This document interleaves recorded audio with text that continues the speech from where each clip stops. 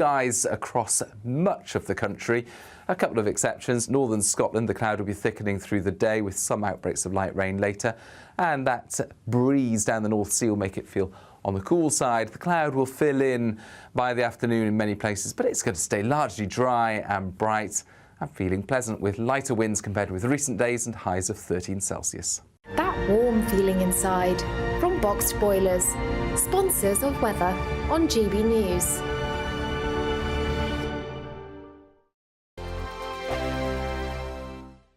With thanks to Variety Cruises, a family company sailing since 1942, you have the chance to win a £10,000 7-night small boat cruise for two. With flights, meals, excursions and drinks included, you'll be able to choose from any one of their 2025 Greek adventures and explore Greece like never before. Plus, you'll also win £10,000 in tax-free cash to make your summer sizzle. And we'll pack you off with these luxury travel gifts. For another chance to win a prize worth over £20,000, text prize to 63232. Text costs £2 plus one standard network rate message. Or post your name and number to GB04 PO Box 8690 Derby DE1 9TT. UK only. Entrance must be 18 or over. Lines close at 5 p.m. on the 26th of April. Full terms and privacy notice at gbnews.com/win. Please check the closing time if listening or watching on demand.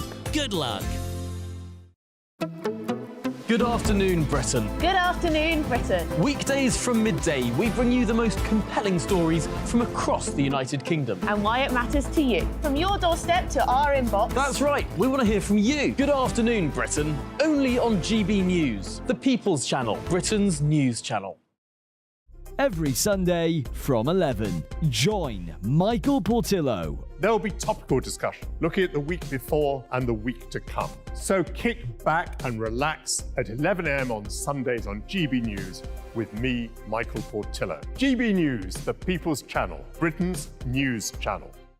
If you want your news to be straight talking, this is a nightmare for the Conservatives again. down to earth, It's not just Nottingham where this is happening, is it? and most importantly, honest, Hard-working, middle-class taxpayers, they'll get their book thrown at them. then catch me, Martin Daubney, Monday to Friday, 3 till 6 p.m. on GB News, Britain's news channel. I'm Patrick Christie's. Every weeknight from 9, I bring you 2 hours of unmissable, explosive debate and headline-grabbing interviews. What impact has that had? We got death threats and the bomb threat and so on. Our job is to do what's in the best interest of our country. You made my argument for me. My guests and I tackle the issues that really matter, with a sharp take on every story. I'm hearing it up and down the country. That was a beginning, not an end. Patrick Christie's tonight from 9 p.m. only on GB News, Britain's news channel. Are the newspapers getting you down? My wife didn't divorce me that month. Struggling to separate the wheat from the chaff? I know that it's a bit of a circus at the best of times. Well, don't worry, Headliners has got you covered. We'll take the burden of reading the day's news, and if we get depressed, who cares? It's an occupational hazard, frankly. That's Headliners on GB News from 11 p.m. till midnight, and the following morning, 5 till 6 a.m. on GB News, the comedy channel. Nah, just kidding. Britain's news channel.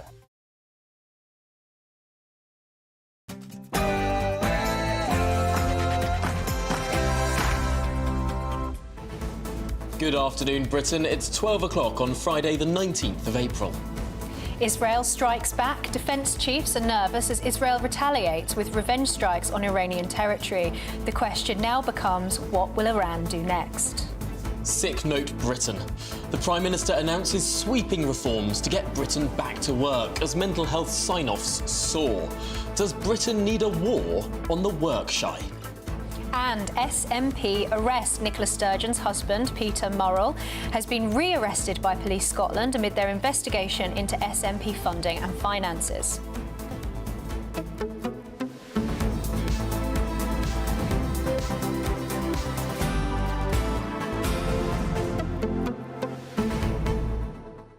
Now, a little bit later in the programme, we'll be talking to Anna Firth, the Member of Parliament for Southend. Now, the reason why we're doing this is not only to talk about some of the big issues of the day, but also a very important bill to her going through Parliament today that will ban pet theft as a specific offence for cats and dogs. I personally think this is wonderful, and she's become one of my favourite MPs as a result of this. What do you think, Tom? Yeah, no, you're a big fan of Anna Firth. It's going to be very good to talk to her. I'm willing to hear the arguments, because I do know currently it is illegal to steal a cat or a dog. I want to know what sort of making it more illegal will do. What's the sort of big drive behind this? Well, as you were showing me just before we came on air, included in this bill is grooming cats, not grooming them, cutting their hair and whatnot, but grooming cats as in feeding them and trying to lure them into your property, cats away. coaxing them to become your cat rather than somebody else's. No, it's very interesting. I suppose it does happen all across the country. Given the way that cats behave, that would be a very difficult thing to prove, because sometimes they just decide they want a new owner. Yes, it's the cat that chooses the owner, not the owner that chooses the cat. But do you have a cat or a dog, or indeed a view on pet theft? Please do get in touch. gbnews.com/your say if you want to write in a view. But also today, we're going to try something new. We're going to show some pictures of people's cats and dogs. Emma's going to send in a picture of her cat. We're going to have that up. But I will be putting out a tweet during the bulletins. So do look out on Twitter, twitter.com, and have a look for Tom Harwood. Reply to that tweet with pictures of your animals, and we'll get to that discussion on pet theft a bit later in the show too. But can't wait to see all of them. Absolutely, but so much to come, all after your news headlines with Sam.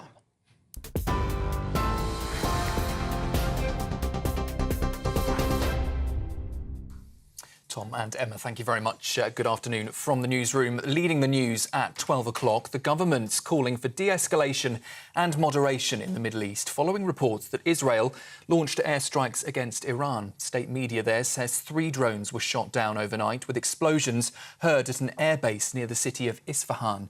The strike is thought to have been in response to last weekend's attack, when Iran fired barrages of drones and missiles at Israel. No damage or injuries have been reported in that latest exchange. Former Defence Select Committee Chairman Tobias Ellwood told GB News this morning that Israel may have targeted a nuclear site. There are reports that Iran is beginning to enrich uranium again at scale, up to 60%, with enough quantity for 3 sizable bombs. And it could be that they believe that only by having a nuclear deterrent are they going to be able to fend off any conventional attack. So a lot of big questions there, and that's perhaps worth pondering on, because whatever happens next, the rules of the game, this shadow war between Iran and Israel, has completely changed with this direct attack. The Prime Minister is promising his Rwanda safety bill will be passed on Monday. Rishi Sunak couldn't confirm whether asylum flights would get off the ground by his spring deadline, but he did say his intention was to get the legislation through Parliament without further delay. He says MPs will be forced to sit in the Commons until the job is done. Leading mental health charities have described the government's welfare reforms as deeply damaging.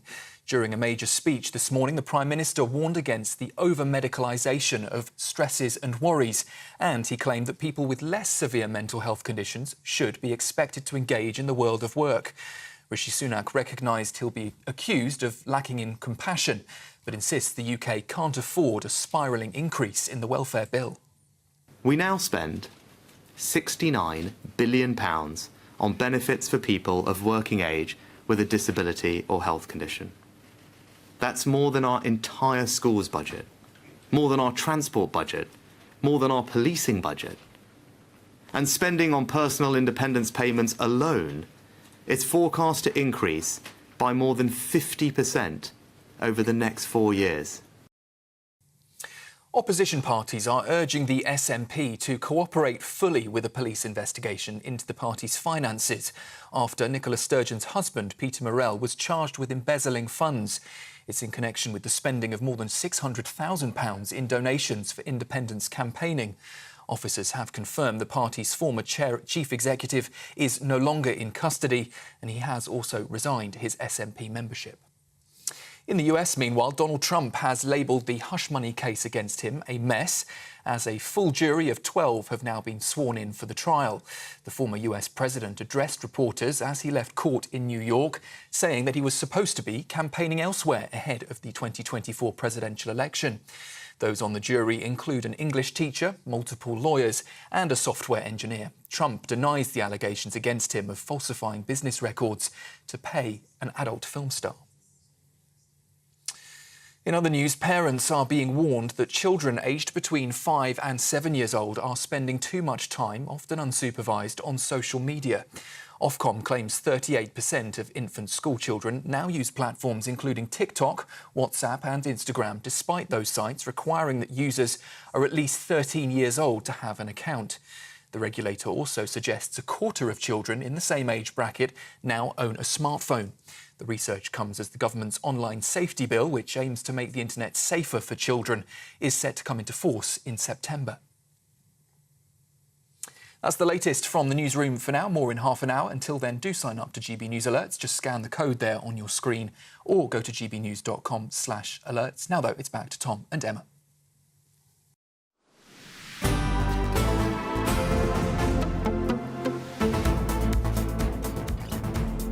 Good afternoon, Britain. It's 7 minutes past 12. Now, US officials have said that Israeli missiles struck Iranian territory this morning, with the attacks reportedly hitting an area home to a large airbase, a major missile production complex and several nuclear facilities. Although the location of the strikes has not been fully confirmed, local sources are suggesting that the 3 explosions were heard near Isfahan airbase. Well, let's get the very latest with our Home and Security editor, Mark White. Because, Mark, I think everyone at home will be asking, might this escalate more? Israel allegedly struck an embassy. Iran struck Israel. Israel now struck Iran. Where does this go from here? Well, I think the great fear is that with Israel retaliating, as everyone expected Israel would, that then Iran would have no option, as it would see it, than to respond to Israel. And as you say, that tit for tat would then escalate.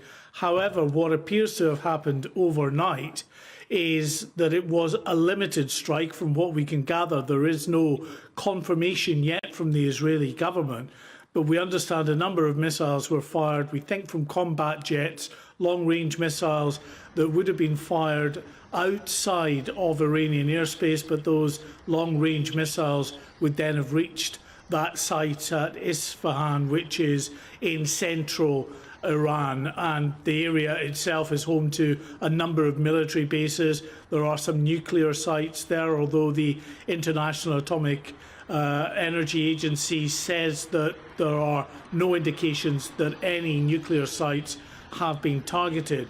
But given that this appears to have been a limited strike, and that Iran, in terms of the mood music, what it's saying through Iranian state media and official sources, is that it has no plans at this time to strike back, would appear to point to a hope that we could be seeing a de-escalation here. But that all really hinges on whether this was a one-off, limited strike that was conducted by Israel, and whatever Israel does in future may be targeted towards proxies, may be taking place outside Iran, then perhaps you could have a de-escalation.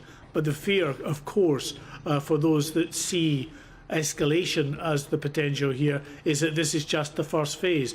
And of course, we don't know, because we haven't heard from Israel anything official other than those sources quoted by US media saying that the American government was alerted by Israel to the fact that there would be strikes shortly before those strikes took place. Now, Mark, Antony Blinken, the US Secretary of State, is currently speaking. What will the US reaction be here? Because they've been encouraging Israel to almost not do anything at all. Do you think they'll be satisfied with the level of restraint that we saw from Israel, or are things still incredibly dangerous here? Yeah, not just the US, but all of its allies really urging restraint, and the messages coming from them initially were just take the win and don't retaliate. In recent days, though, we heard from Lord Cameron, our Foreign Secretary, and from Defence Secretary Grant Shapps, changing that rhetoric to say that it was clear that Israel would respond. However, the hope was that it would be limited. So I think what you will get, of course, from Antony Blinken is, as always, that firm commitment to Israel's defence and a hope expressed by him as well that this can be contained, that there is no escalation, that whatever has happened is limited. So, as you say, he's speaking. He's at the G7 summit in Italy at the moment. We heard from the Italian foreign minister confirming that the US was informed by Israel, but only shortly before Israel launched these attacks. Mark, is it likely that Iran will respond through their proxies, such as Hezbollah or the Houthis, potentially attacking allies of Israel, rather than directly attacking Israel, as with rocket fire that we saw over the last couple of days? Well, certainly that has always been the modus operandi of Iran for years. It has attacked Israel through its proxies and never directly in the form of an attack from Iranian soil. So we're talking about the likes of Hezbollah in southern Lebanon, Hamas in Gaza before Israel degraded it to such an extent that it is at the moment ineffective in terms of being able to launch the many rockets that it normally would at Israel. And then, of course, there are the Houthis in Yemen and other proxies in Iraq and Syria. So the hope, if we can express it that way, is if there is a response, that it comes through the proxies, because Israel is used to dealing with that, and it takes it away from state-on-state direct action here. And again, as counterintuitive as it might sound, that might be able to pave the way forward for a bit of a de-escalation. Israel knows that it's dealing with Hezbollah, knows that it's dealing with the Houthis, all these groups in Iraq and Syria, rather than this state-on-state tit-for-tat that we've been seeing over the last week. Mark White, thank you very much for bringing us the very latest there. Now, I should say that Antony Blinken, in the last few minutes, has said that the Iranian attack was unprecedented, that the United States is committed to Israel's security, also committed to de-escalating the situation, adding that a statement will come from the G7 later today on holding Iran to account. That's all from the US Secretary of State, Antony Blinken, who is speaking now. But let's get a bit more on the wider geopolitical context here, indeed on how Britain may or may not be involved in the coming weeks and days. Let's speak with the defence editor of the Evening Standard, Robert Fox. Robert, how precisely might this escalate? In a worst-case scenario, what happens next? I've no idea, because one of the things I'm afraid we've got to factor in is this does look like some kind of ranging shot from Israel, just exploring the territory, I mean, the warscape, as it were. What can we do? What should we do? I absolutely agree with Mark that the battleground is unlikely to be Iran itself, but it's going to be the proxies, Hezbollah in Lebanon, Syria, Iraq, and the Houthis. Where, actually, we can go into this a bit later, Israel's had a bit of a success already. Israel will be pausing for a bit because the big holiday of Passover is coming up. I was just checking it, 22nd of April next week till the 30th of April. So don't expect much action there. It's the sort of thing where if they were going to be provoked, Iran might respond, but I doubt it. I think we're going through slow motion as both sides take stock.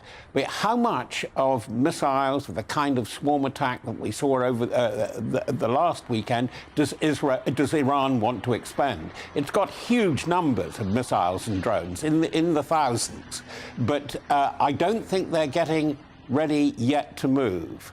And I think that Israel, as usual, playing the information game brilliantly, by this time, by keeping quiet and not admitting to anything.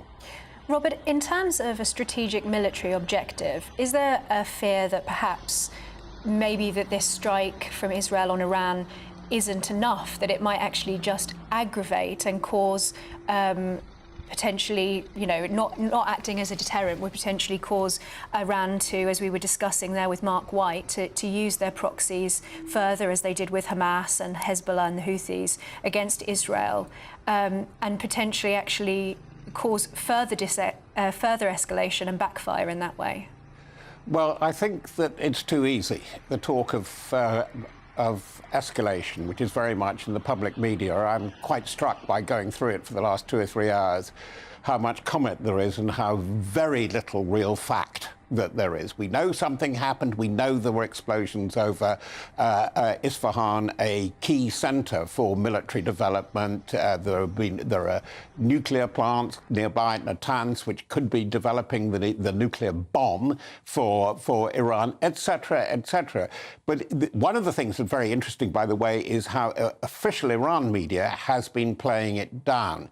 I agree that what we have to do is to look at the proxies now, and this is where I think that Israel has got a bit of a success, because oddly, you keep on putting Hezbollah in the list, and Hezbollah from Lebanon has been kind of active, but not hyperactive, and in fact is quite a reluctant player, because Hezbollah, which is almost like a state within a state in Lebanon, particularly in South Lebanon and South Beirut, is in a very precarious position, and it doesn't want to upset apple carts along. And remember, Hezbollah is different from Iran. Although it's Shia, it is Arab, and they are Arab nationalists. It's getting very complicated. I also think, by the way, that where you're absolutely right, we've got to watch what Iran wants the Houthis to do next. And the Houthis very much, amazingly again, rather like Hezbollah in Lebanon, have their own agenda. And they will be listening to what big backers like Russia and China are saying to them as well. And the Houthis, of course, particularly affecting our trade. Indeed, British ships that have been hit. It's a vital British interest, yes. Yeah. Well, Robert Fox, thank you very much for joining us and talking us through a developing and complicated system in the Middle East at the moment. Thank you very much. Okay. Now, coming up, the Prime Minister says he's going to get tough on what he calls sick note culture in Britain. That's if he wins the election. But what exactly does he mean? This is Good Afternoon Britain on GB News, Britain's election channel.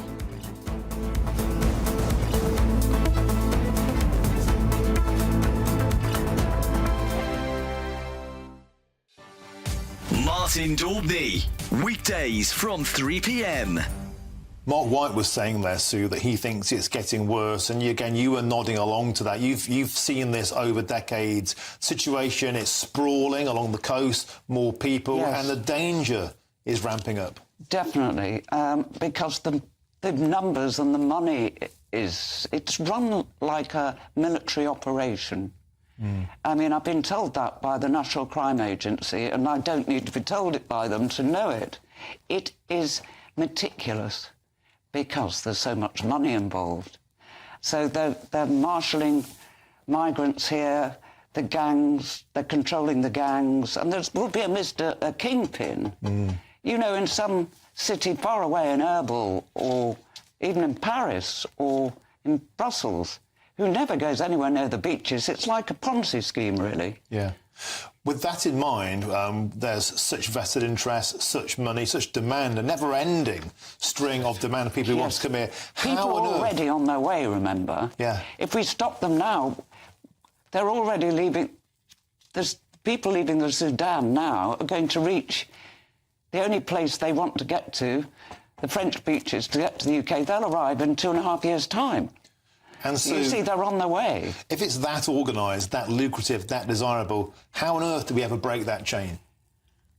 It sounds incredibly harsh, but I'm sure, I think if the EU change politically in the June elections, which I think it probably will, yes, I think they will put up, as the Greeks have done, holding camps all over Europe, the coasts of Europe, where people are assessed, just to see who is coming in, which would be a plus, as the Greeks have done, because we have no idea who is coming in.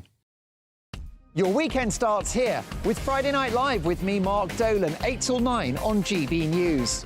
Big stories, big guests, and big laughs as we get you ready for a cracking weekend. That's Friday Night Live with Mark Dolan. Fridays 8 till 9 on GB News. Bring your own drinks. The admission's free. Every Saturday, 10 till 12, we'll bring you all of the news that you need to know. We'll also remind you that there is so much to smile about. It's my favourite time of the week. I get to relax, enjoy some light-hearted stories, and let Ellie teach me about fashion too. That's Saturday Morning Live, every Saturday, 10 till 12. Only on GB News, Britain's news channel. Every Sunday from 11, join Michael Portillo. There will be topical discussion looking at the week before and the week to come. So kick back and relax at 11 a.m. on Sundays on GB News with me, Michael Portillo. GB News, the People's Channel, Britain's news channel.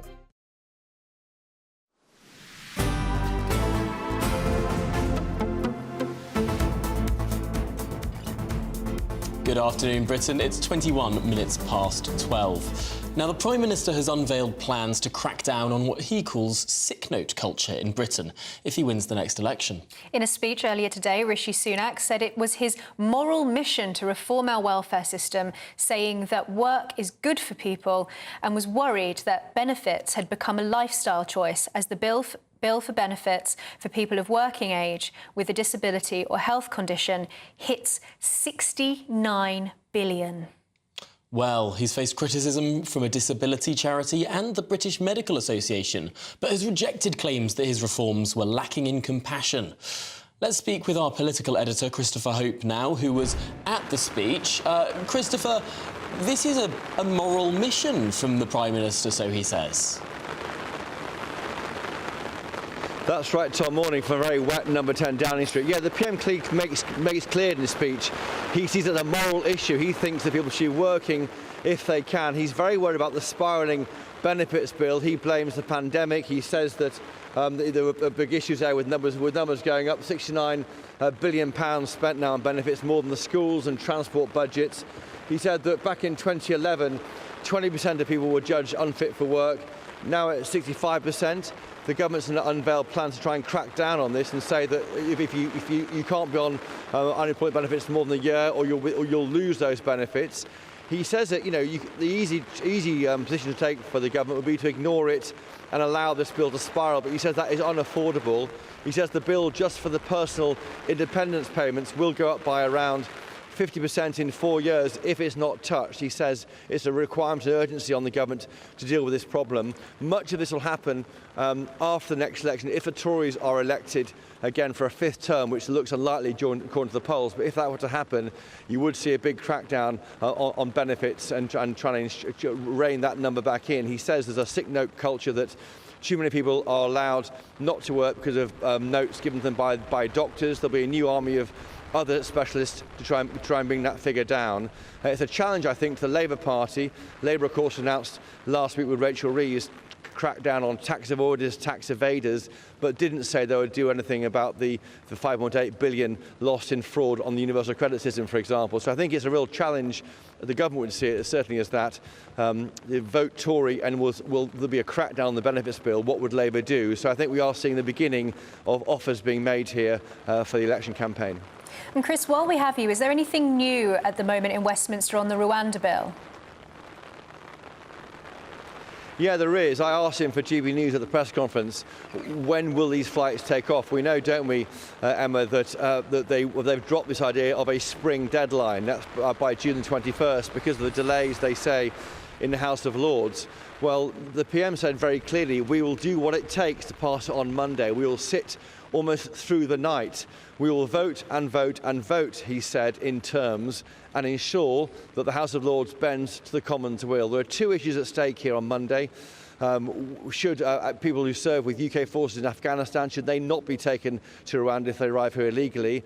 And should there be regular checks of Rwanda being a safe country? Those are two issues the Lords have. Number 10 is very clear this lunchtime. They will not bow to that. So there'll be a big battle in the House of Commons and the House of Lords on Monday, and it could be a very, very late night. But the PM is clear. This must be passed by Parliament on Monday. Wow, that is a significant update there. Monday is the big day of battle. I've got that written down, noted down, but it could well be the early hours of Tuesday morning, I suppose. An overnight sitting. Chris, we're going to let you get dry. Thank you for battling the elements for us in those April showers live on Downing Street. Christopher Hope, there, our political editor. Gosh, that's almost Churchillian, isn't it? We will vote and vote and vote all through the night if that's what we need to do. We will. It's not quite we'll fight them on the beaches. It's more like we'll sort of transport them from the boat onto and then put them on an aeroplane. It's not quite as. We won't even stop them on the beaches. No, we won't. No, we'll give them cups of tea and then pay for some fairly cushy accommodation in an African country, or indeed on other countries. Costa Rica now on the list as well of countries that we're potentially doing deals with to deport those who have no right to be in the UK. But what do you think about it all? gbnews.com/your say. Are you going to be staying up for the late night sitting on Monday? It's going to be as exciting as a general election. Someone needs to keep Tom company. Oh, don't tempt them. GB News will start doing an overnight show again. I've done a couple of those for the by-elections. I'm not sure I'm quite ready to do an overnight GB News show for Monday night. Although you love it. now the idea's in my head. Oh, I don't know. Shall we get back to the sick note culture, so-called sick note culture that the Prime Minister was speaking about in that speech? Because we're going to talk to Darwin Friend. He's head of research at the Taxpayers Alliance, and they've got one or two things to say about this, because the Prime Minister was saying over the next 4 years, it's projected that the amount spent on what are known as personal independence payments could rise by 50%. Darwin, that's a huge potential liability for the taxpayer. Yeah, good afternoon, Tom and Emma. Thank you very much for having me on the show. And it's a massive increase. And I think that's what we need to remember throughout all of this, is that this is a cost to taxpayers. And we're seeing a forecasted 2 million extra people going to be on disability benefit by the end of this decade, which is set to see the disability benefit bill rise by up to £17 billion. Now, that's a more than 50% increase. And so it's right that the Prime Minister wants to end this sick note culture so that then the costs on taxpayers are reduced. I have to ask you, Darwin, so the suggestion from the Prime Minister is that instead of having the sick note signed off by GPs, there would be a certain professional position that would have the authority to sign off on these sick notes. Could this not potentially cost the taxpayer even more money? Because the GPs, obviously, people get diagnoses for particular illnesses. It's very easy for them to sign it off. It's not going to yet another person who doesn't have those qualifications and having to have it signed off through them as well. Yeah, and I think that's what the government really needs to pay attention to with these new people that are going to be reviewing this, is making sure that it's good value for money for taxpayers. I mean, at the minute, GPs, we're seeing there are around 11 million fit notes that were signed by them in England last year. 94% of those were signed off as not fit for work. And so whilst I do accept that it might be easier for GPs because they're also dealing with their medical conditions at the same time to do it, if the government is going to switch to a new body to review these things, then it needs to have at the core of that decision value for money for taxpayers, so that then any saving being made by GPs not doing that work isn't pretty much going up by other people doing it instead of them. Did you say 94% of these notes are passed up? That's an extraordinary. That's a North Korean level of sort of election approval. I mean, am I right to be cynical here about the percentage of genuine sickness? Darwin, is this because so many of these, I think it was just upwards of 50% of that increase since COVID is because of people who have mental health problems like anxiety, bad nerves, depression? Is the high level of approval of these requests for a sick note because something like mental health is so much more subjective than a physical ailment? Yeah, so definitely post-pandemic mental health conditions have been a key part of this. And we're also seeing that, I believe, anxiety and depression are key factors for disability benefit recipients as well. But I also think that we need to pay attention throughout this as well, that the government needs to also get its own house in order regarding this. I mean, we've done work in the past on sickness absence in the public sector compared to the private sector. And every year since 1995, when data was first made available, sickness absence in the public sector has been significantly higher than that in the private sector. And so whilst I commend the Prime Minister for talking about this sick note culture in general, he also needs to make sure that his government is getting his own house in order so that the money, which is taxpayers after all, is being spent effectively and for their benefit. Yeah, it doesn't quite add up, does it? That the public sector, which traditionally you sort of have more holiday, you have perhaps shorter working days than many private sector organisations, and yet there's greater amounts of mental ill health. Those two things that you'd think you'd perhaps expect less mental ill health with more time off and shorter working days and all the rest, but perhaps that does show a discrepancy there. Darwin Friend, I'm afraid that's all we have time for, but thank you so much for talking us through the implications here for taxpayers. That's Darwin Friend, Head of Research at the Taxpayers Alliance. Now, coming up, the Met Police is under fire for threatening to arrest a Jewish man if he didn't remove himself from a pro-Palestine march. The man says he was simply trying to cross the road. We'll be speaking to him after your headlines with Sam.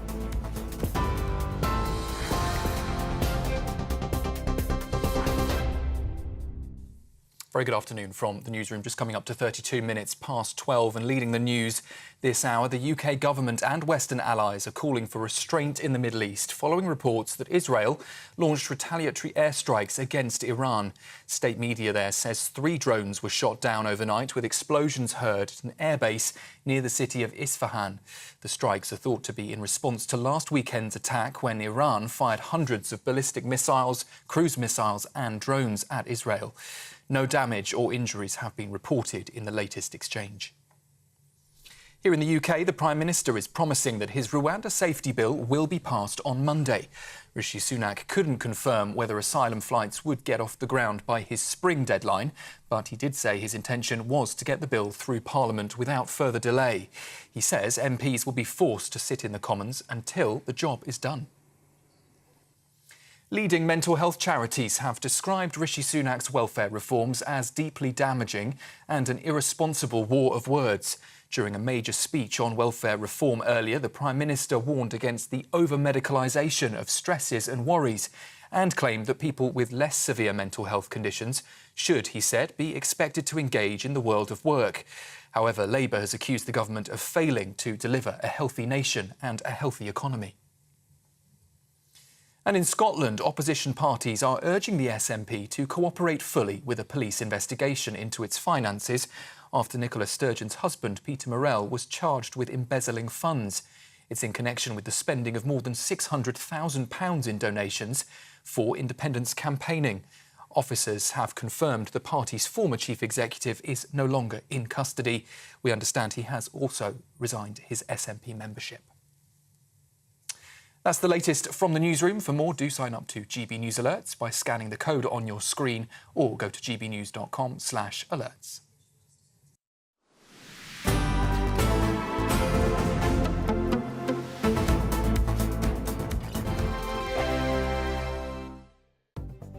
The latest GB News travel.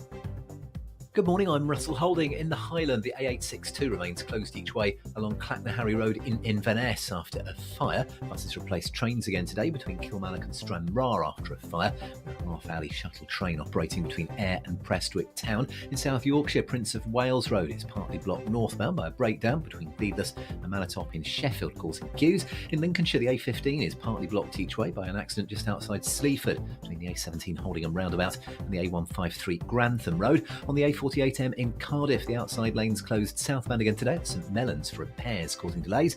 And there are a couple of problems in Essex. The A414 is partly blocked westbound between Danbury and the A12 near Chelmsford, causing delays. And Eastern Avenue in Southend is blocked by an accident off the A13 South Church Boulevard, causing queues. And that's the latest.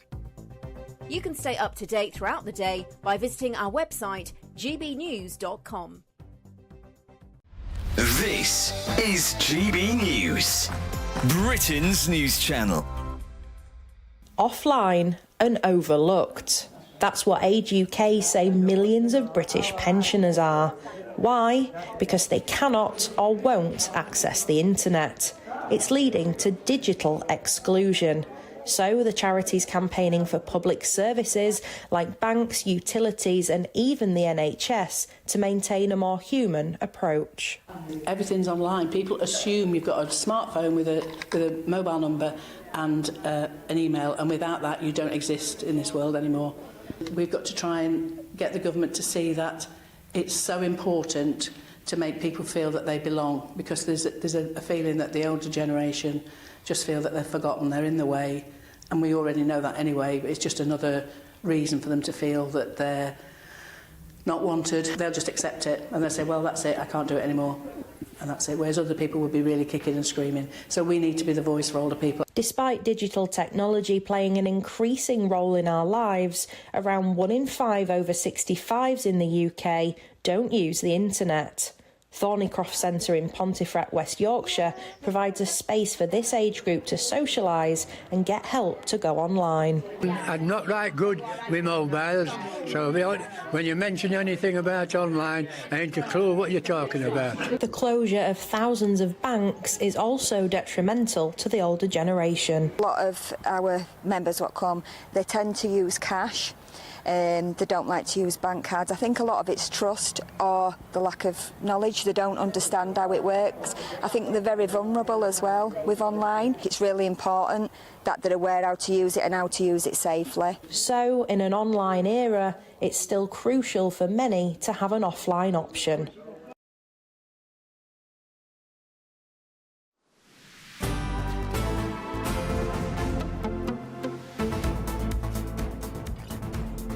Good afternoon, Britain. It's 37 minutes past 12. Now, the Metropolitan Police is under fire after an officer was filmed telling a Jewish man his presence was antagonising at a pro-Palestine march in London.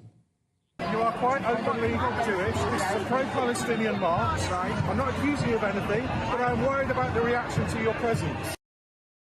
In the video shared by the Campaign Against Antisemitism from Saturday's march, the Met officer then appears to threaten to arrest the man if he failed to remove himself. You lot of people here now, you've been escorted out of this area so you can go about your business, go where you like freely, or if you choose to remain here, because you are causing a breach of peace with these other people, you will be arrested. They will discuss this with me. If I remain here, you will arrest me. Because your presence here is antagonising a large group of people that we can't deal with all of them if they attack you or if they because your presence is antagonising them. Well, the man says he was simply trying to cross the road after going to a synagogue, only to be told that his presence was antagonising. Well, Gideon Falter joins us now. He's the chief executive at the Campaign Against Antisemitism. And Gideon, this is the most extraordinary story. I had to rewatch the video several times to sort of almost understand what the police officer was saying there. I mean, it just beggars belief, doesn't it? And he's effectively saying to you there at the end when he says that he'll arrest you if you refuse to remove yourself. Isn't he effectively saying that he's going to arrest you simply for being Jewish in the wrong place at the wrong time? I mean, this is exactly the thing. Basically, I was told, not just by the officers in the video, but actually there were other officers as well, that I was committing a breach of the peace, a breach of the King's peace, by staying where I was, that they were worried for my safety, that they were worried for their ability to actually maintain order if I stayed in the area, that I had to leave via a route that they would decide for me under escort or face arrest. And this is basically the inevitable conclusion of Sir Mark Rowley's decision to curtail the rights of law-abiding Londoners to appease a lawless mob. And there were people in that protest who didn't have any problem with a Jewish person being there, but there were quite a few clearly who did. And I was having all sorts of abuse shouted at me. I was the one who was surrounded by police officers. I was the one threatened with arrest. The people who were shouting abuse were not arrested, as far as I know. Very few of them seemed to even attract the attention of the police. There was one point where there was a man standing right behind me saying, I'm going to walk wherever you go. I'm going to follow you around, not because I support you. I don't support you. I'm not afraid of you people. That's what I was being told by him, right next to a police officer. And the police officer simply turned to him and said, I don't think you're having a very productive conversation with the gentleman. That was it. This is definitely not the first time, is it, that the police have focused on those people that they think might be the victims of harassment? Because soon after October the 7th, the Campaign for Antisemitism had that billboard bus going around Westminster and Parliament Square. And the same thing happened then, didn't it? Yeah, it's the second time I've been stopped by police in that way. When we were driving around Parliament Square, we had billboard vans which were showing the faces of children who'd been kidnapped by Hamas. And police told us to shut down the vans and get out of London. They held me whilst they made sure that the van drivers shut the billboards off. And the reason for that is they were afraid that the pictures of these children would offend the sensibilities of people in the streets of London who they were clearly afraid of. The fact is that time it was a wet Wednesday night. There was no one around. It was quiet as anything. And they were just worried about who might appear. This time, obviously, people were around. But we keep being told by Sir Mark Rowley that he is going to ruthlessly enforce to the letter of the law. Those are his words. That's what he keeps telling us. And the idea is supposed to be that London is absolutely safe for Jews or anybody else whilst these marches are happening week after week. But the reality is that the Met Police, if they feel that there is a threat, which they very clearly do, will essentially enforce a Jew-free zone around these protests and order Jewish people who aren't on the protests to get out of the area for their own safety, face arrest. That's what London has come to, and that's what Sir Mark Rowley has brought us to, and he needs to be held to account. It is absolutely shocking. I mean, even the words that the police officers are using in the clip, they do beg a belief, as you say. But what do you say to those who say that there are people who go on these marches, some of them, who are Jewish themselves? Some people on the marches do wear kippahs, and you will often see on social media those who are the most effusively in favour of these marches happening every single Saturday through our capital city. They'll say, look, there are some Jewish people on this march.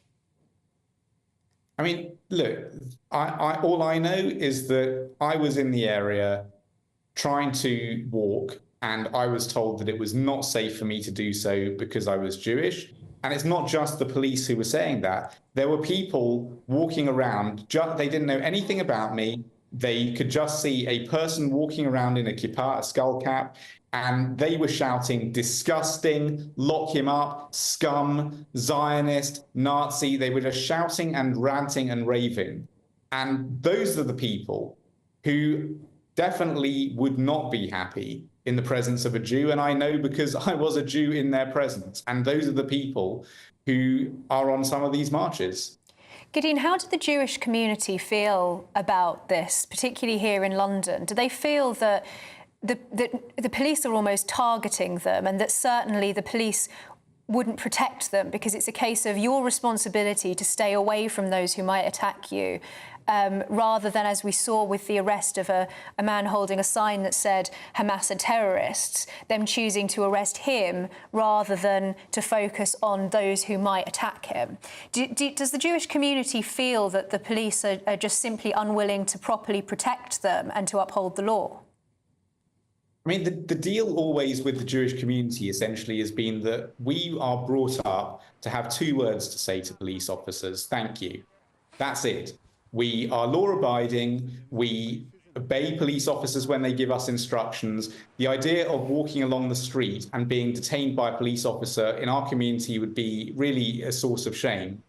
And all of our community, pretty much all of our community, is here as a result of a flight from tyranny, whether it be the Nazis or pogroms in Russia or pogroms against and persecution of Jews in the Middle East and North Africa. That's where the Jewish community of Britain has come from, largely.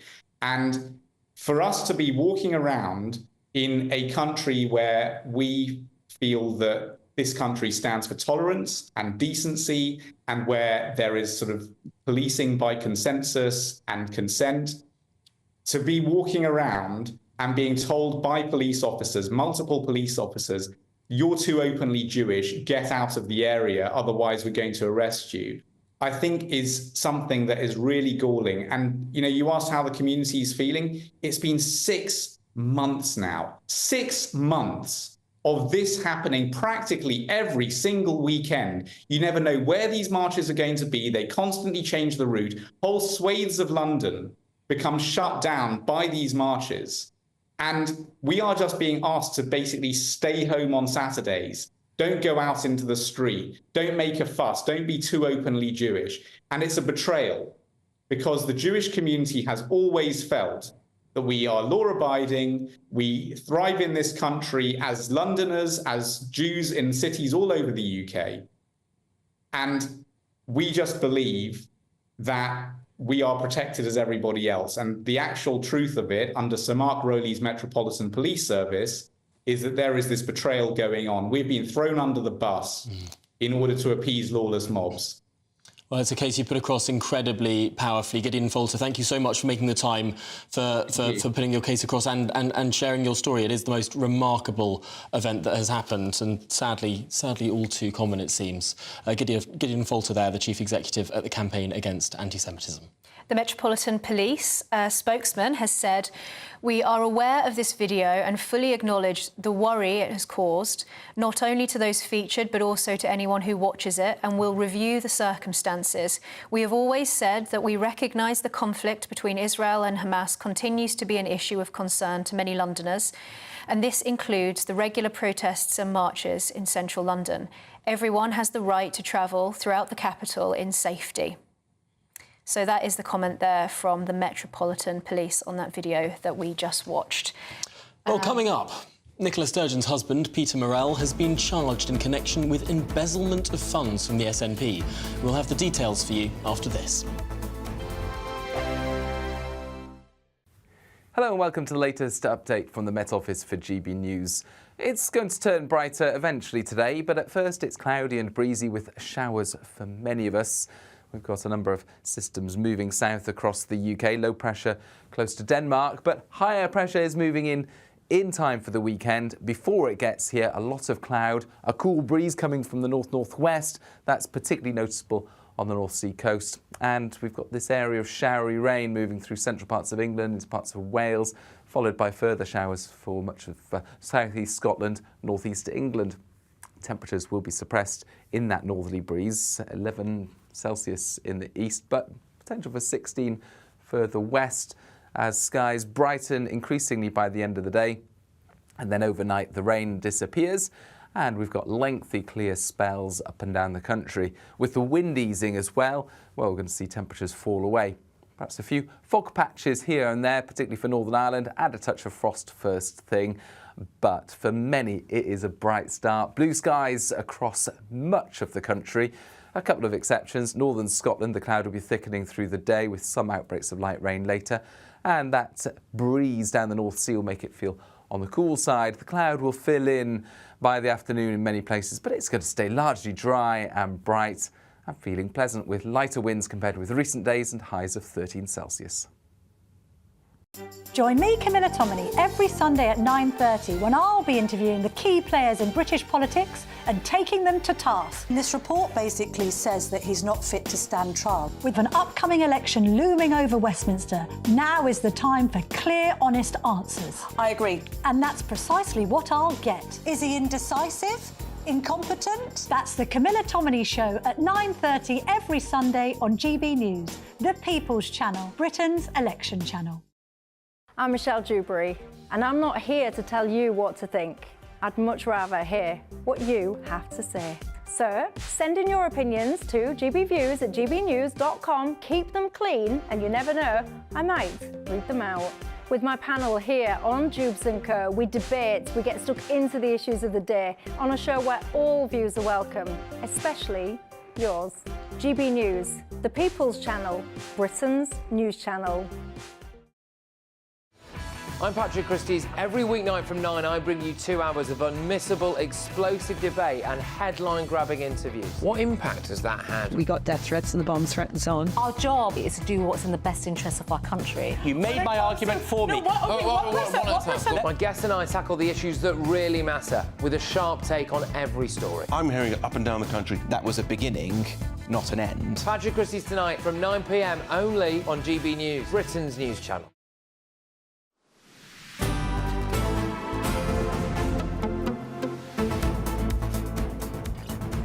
Good afternoon, Britain. It's 10 to 1. Now, in the last few minutes, the Labour Party leader, Sir Keir Starmer, has been speaking on the escalating situation in the Middle East.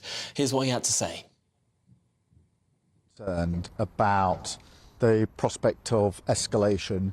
Escalation of the conflict in the Middle East is in nobody's interest, and so it's very, very important, therefore, that everybody urges restraint on all sides. More than that, we really need that ceasefire in Gaza now, straight away, so that hostages can come out. Desperately needed aid needs to get in, desperately needed. And we need, if you like, a foot in the door for the political process to peace. So I've been concerned about escalation for a long time now. Restraint has to be the way forward. The Prime Minister is speaking about welfare today and sick notes for work and making changes to that. What do Labour say to what he's talking about today? Labour has for a long time been urging measures to be taken to deal with the problem of people getting back into work, because it's inhibiting their ability to work. It's also restraining us in terms of what we can do with the economy, and that's why we've had a laser focus on how we get waiting lists down, because the biggest problem here, frankly, is that the government's broken the NHS and waiting lists are up at £7.6 million. So that's where the focus needs to be. This announcement this morning from the government is a reheated version of something they announced 7 years ago. It's no good talking about the problem. What we need is action to actually make the issue actually be dealt with. Does the government chief whip have questions to answer about the Conservative MP Mark Menzies? Because it appears they knew more details about the story in the Times and on the BBC earlier in the year.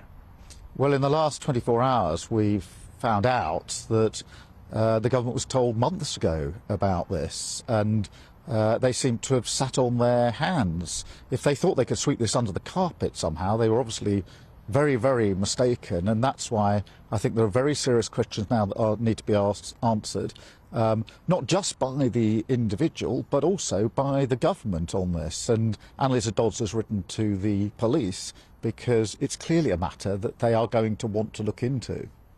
You're talking about house building today, and as part of Labour's wider plans on house building, you're talking about building new towns.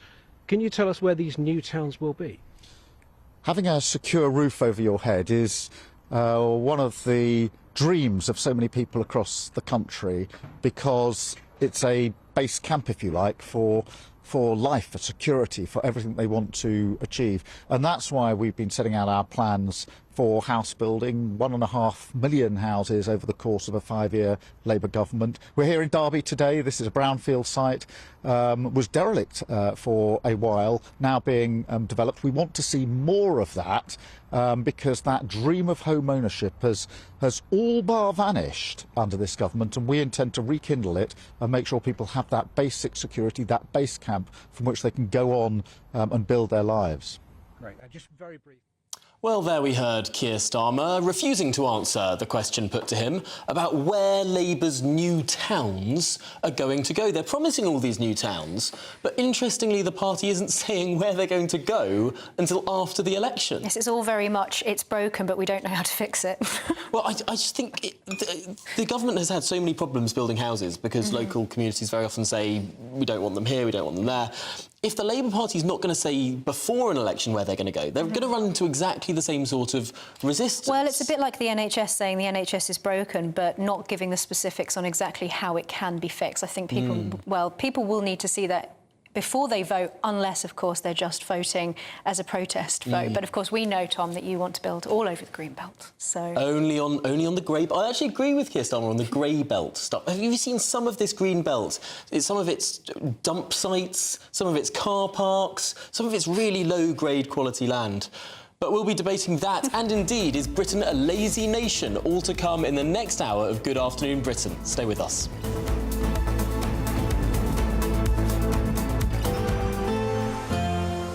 A brighter outlook with Box Solar, sponsors of weather on GB News. Hi there and welcome to the latest GB News weather forecast from the Met Office. Showers today will ease overnight with skies clearing. It's going to turn chilly with a touch of frost in places as higher pressure moves in from the west, but that will bring a fine start to the weekend for many of us. Finally, a period of settled weather. But for the time being, still some showers out there. They're going to ease as they spread south through the evening, and then after midnight, most places will be dry with increasingly lengthy, clear spells and lighter winds. That will lead to temperatures falling away 3 to 5 Celsius for many, but close to 0 in some shelter spots. So a touch of frost first thing tomorrow. However, plenty of sunshine from the word go. 1 or 2 mist and fog patches soon clearing from Northern Ireland. And then the best of the sunshine really across Northern Ireland, Western Scotland into parts of Wales and the southwest. Elsewhere it does turn a little cloudier into the afternoon. And we've still got a bit of a breeze down the North Sea coast. That'll make it feel cool, 9 or 10 Celsius. But in the sunshine and lighter winds elsewhere, 13 or 14 Celsius. Very pleasant. There will be some outbreaks of light rain in the far north on Saturday, spreading into central parts. By Sunday, a cloudier day for many, and those dribbles of rain will push into the Midlands by the end of the day, making it feel a little disappointing. Monday sees further light rain across central parts, some sunshine elsewhere. That warm feeling inside from Boxed Boilers, sponsors of weather on GB News.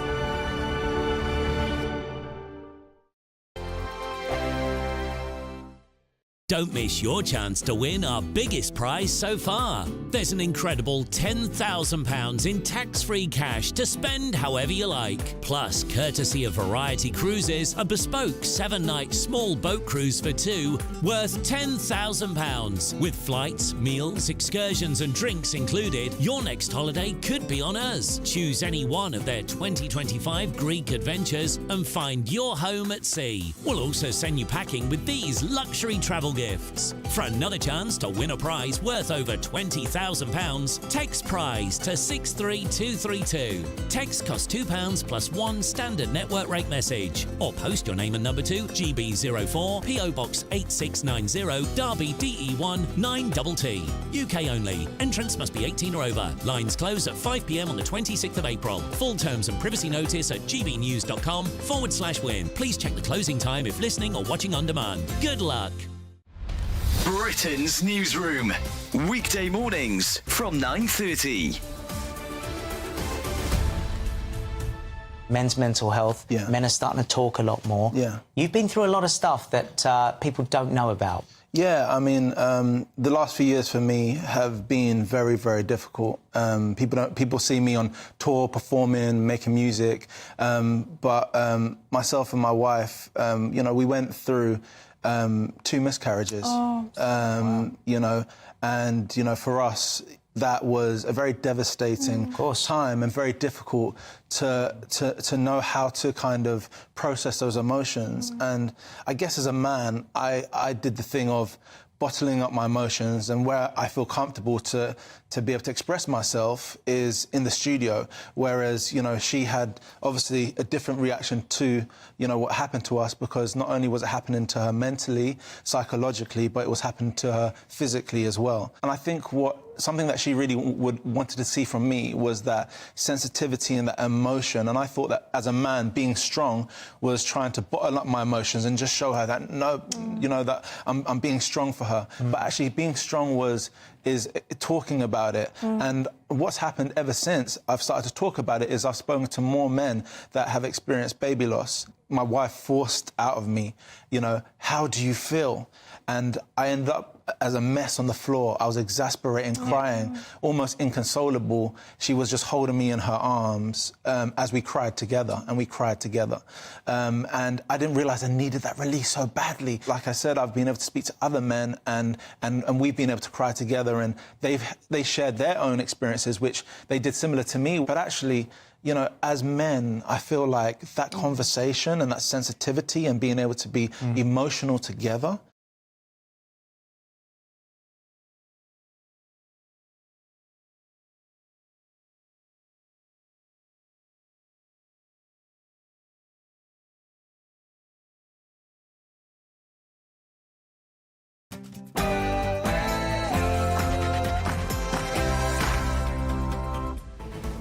Good afternoon, Britain. It's 1 o'clock on Friday, the 19th of April. Israel strikes back. Defence chiefs are nervous as Israel reportedly retaliates with revenge strikes on Iranian territory. The question now becomes, what will Iran do next? Sick note, Britain. The Prime Minister announces sweeping new reforms to get Britain back to work as mental health sign-offs soar. Does Britain need a war on the work-shy? The party of house building. Keir Starmer unveils plans to build up to 500,000 homes using poor quality parts of the Green Belt, otherwise known as the Grey Belt. Can we trust Labour to build more houses?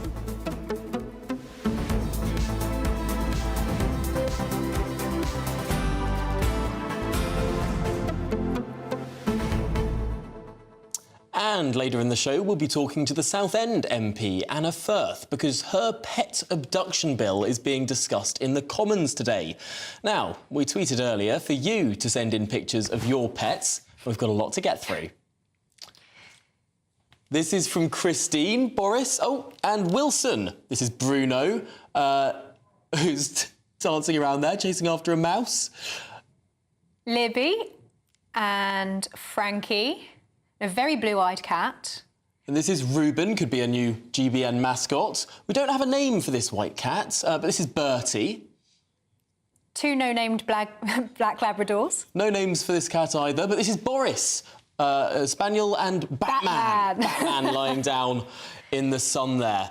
So thank you for sending all of those in. They're quite quick to get through. That was quite difficult to do. We'll play them out a little bit slower later in the programme. You've sent so many in, yes. And one that was notable for me was Laura, who sent in a picture of her German Shepherd to me on Twitter, and is very worried that they're going to be stolen. Yes. So... No, it is a huge, huge issue, and I think people always feel that sort of their pets are sort of part of their family, and that it should be a graver offence to take a cat or a dog than it is to steal a car or a television. If someone stole my cat, I'd hunt them down. Yeah. I would find her.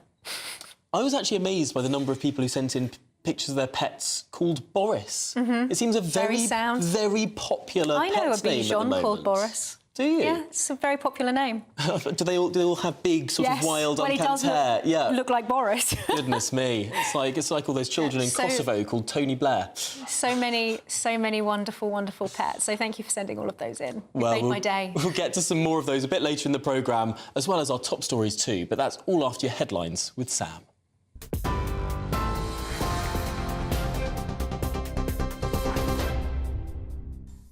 Very good afternoon to you. It's just after 1 o'clock. Leading the news this lunchtime, the UK and Western allies are calling for de-escalation in the Middle East after reports that Israel launched airstrikes against Iran. State media there says 3 drones were shot down with explosions heard at an airbase near the city of Isfahan. No damage or injuries have been reported in that latest exchange. The strike is thought to be in response to last weekend's attack when Iran fired its own barrage of drones and missiles at Israel. Well, in the last few minutes, Keir Starmer has added to calls for restraint as the best way forward. I'm deeply concerned about the prospect of escalation. Escalation of the conflict in the Middle East is in nobody's interest, and so it's very, very important, therefore, that everybody urges restraint on all sides. More than that, we really need that ceasefire in Gaza now, straight away, so that hostages can come out. Desperately needed aid needs to get in, desperately needed. And we need, if you like, a foot in the door for the political process to peace. In other news this afternoon, the Prime Minister is promising his Rwanda safety bill will be passed on Monday. Rishi Sunak couldn't confirm whether asylum flights would get off the ground by his spring deadline, but he did say his intention was to get the legislation through Parliament without any further delays. He says that MPs will be forced to sit in the Commons until that job is done. Leading mental health charities have described the government's welfare reforms as deeply damaging. During a major speech this morning, the Prime Minister warned against the over-medicalisation of stresses and worries and claimed that people with less severe mental health conditions should, he said, be expected to engage in the world of work. Rishi Sunak recognised, though, he'll be accused of lacking in compassion, but insists the UK can't afford a spiralling increase in the welfare bill. We now spend £69 billion on benefits for people of working age with a disability or health condition. That's more than our entire schools budget, more than our transport budget, more than our policing budget. And spending on personal independence payments alone is forecast to increase by more than 50% over the next 4 years. 2 police forces are being investigated over the stabbing of a mother in Bradford. Habibur Massam is charged with murdering Kalasuma Atka, who was attacked while pushing her baby in a pram 2 weeks ago. The Independent Office for Police Conduct says the victim contacted West Yorkshire Police on the 28th of March after receiving death threats. It's understood information was shared with colleagues at Greater Manchester Police Force. An investigation will now look at what steps officers took to safeguard the victim.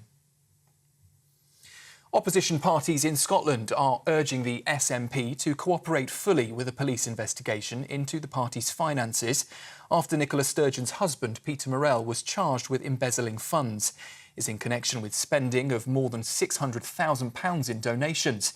He's also resigned his SNP membership. Parents are being warned that children aged between 5 and 7 years old are spending too much time, often unsupervised, on social media. Ofcom claims 38% of infant school children now use platforms including TikTok, WhatsApp and Instagram, despite those sites requiring users to be at least 13 years old to have an account. The regulator has also suggested a quarter of children in the same age bracket, 5 to 7 years old, now own a smartphone. The research comes as the government's online safety bill, which aims to make the internet safer for children, is set to come into force in September. That's the latest from the newsroom for now. For more, do sign up to GB News Alerts by scanning the code on your screen or go to gbnews.com/alerts.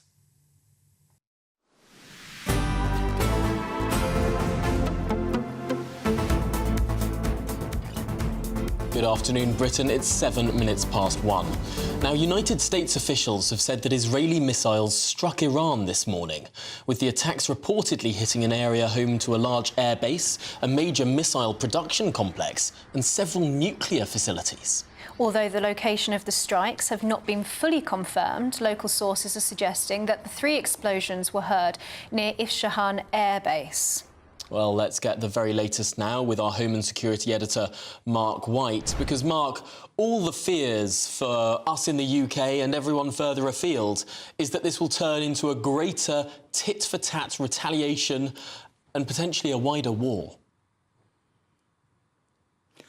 Yes, absolutely. It's a very real fear that as hard as Israel hits, Iran might hit back harder, and it just escalates from there on.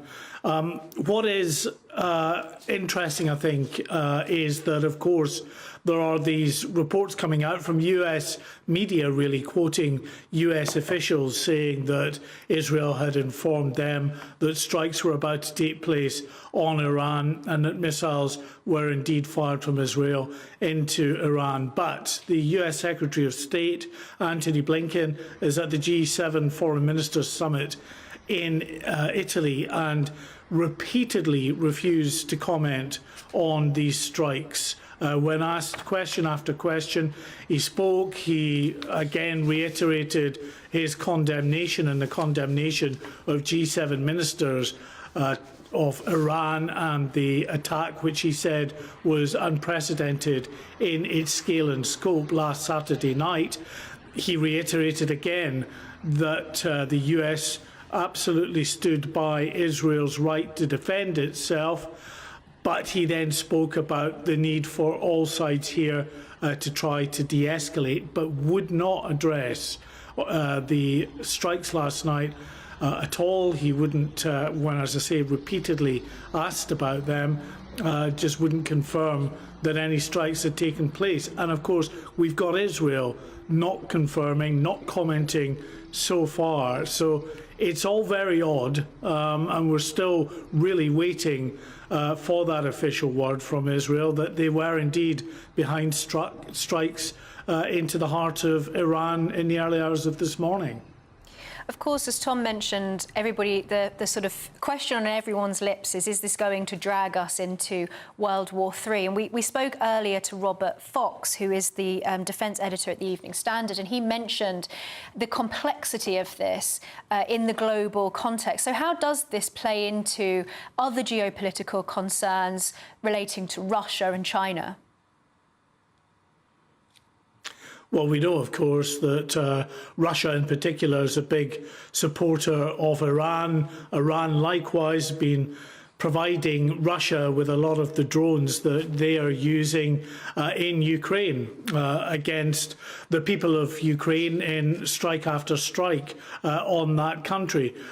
So there is real concern about the potential for an escalation. I think initially concern about an escalation in the form of a regional war in the Middle East. Thus far, we've always had the Iranian government using its proxies in southern Lebanon, in Gaza, in Yemen in the form of the Houthi rebels, and of course other groups in Iraq and in Syria. What we saw last Saturday was an unprecedented attack by Iran, a state a state-on-state attack, if you like, from Iran directly from its soil on Israel. And the hope, I guess, is, as counterintuitive as it sounds, that we can return in a way to what Israel knows and can handle, which is Iran's proxies in those various areas,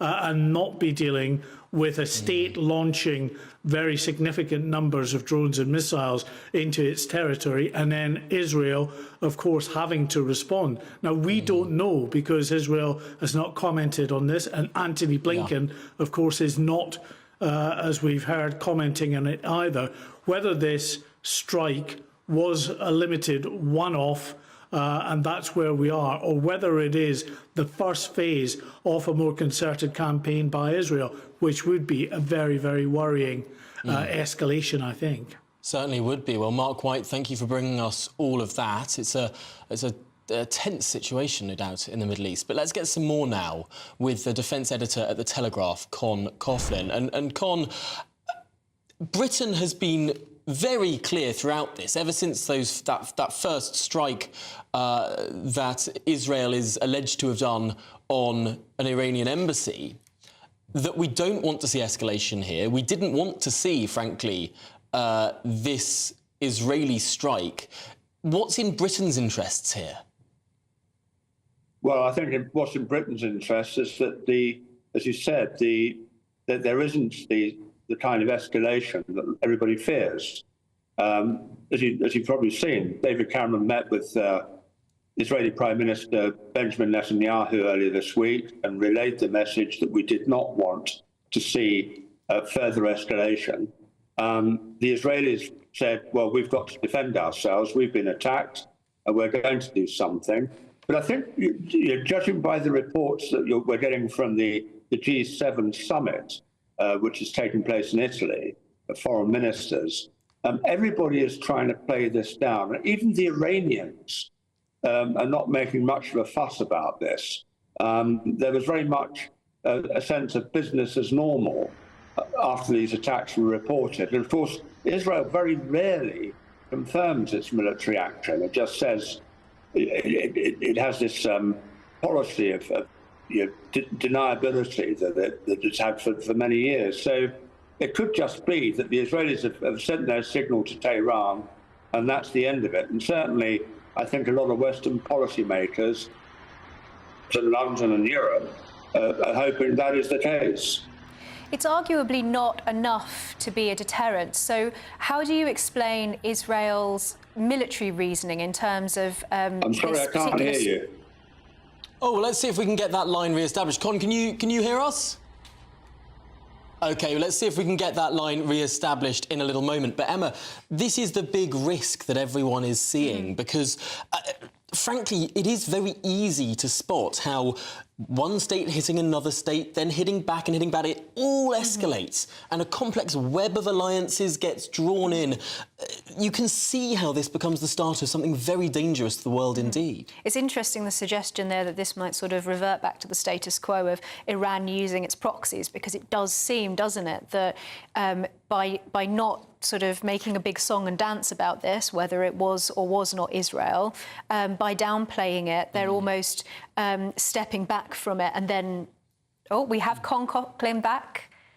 Con, Emma, you were in the middle of a question. Yes, I was just about to ask you. So, in terms of, as this has been argued, that that this action from Israel isn't really enough to be a deterrent. So, what is the military reasoning, do you think, behind their decision to do this limited strike?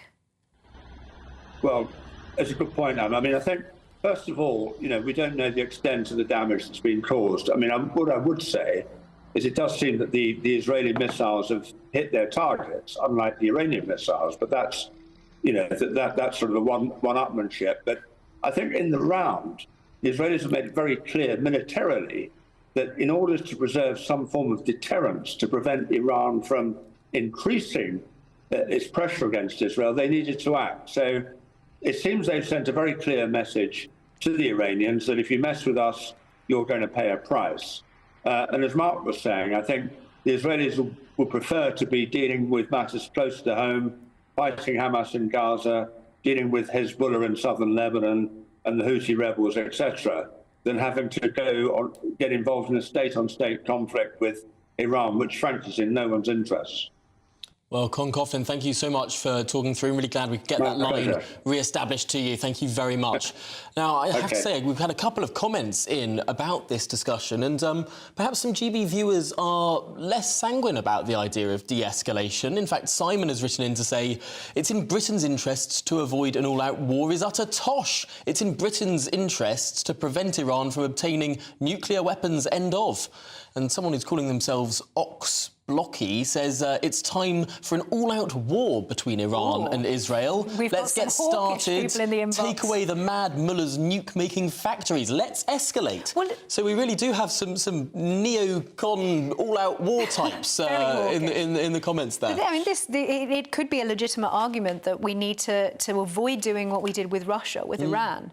And so we need to be a bit more robust and tough in order to make it very, very clear to them and send the message that there will be a price if they do try to escalate this further. Of course, nobody actually wants to see World War III, I don't think. But and it is worth noting that currently Iran is not a nuclear-armed state, but it could be in the future. And what is the best way to prevent that? That's a big question.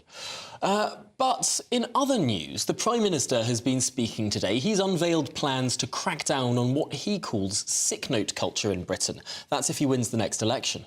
In a speech earlier today, Rishi Sunak said it was his moral mission to reform our welfare system, saying that work is good for people.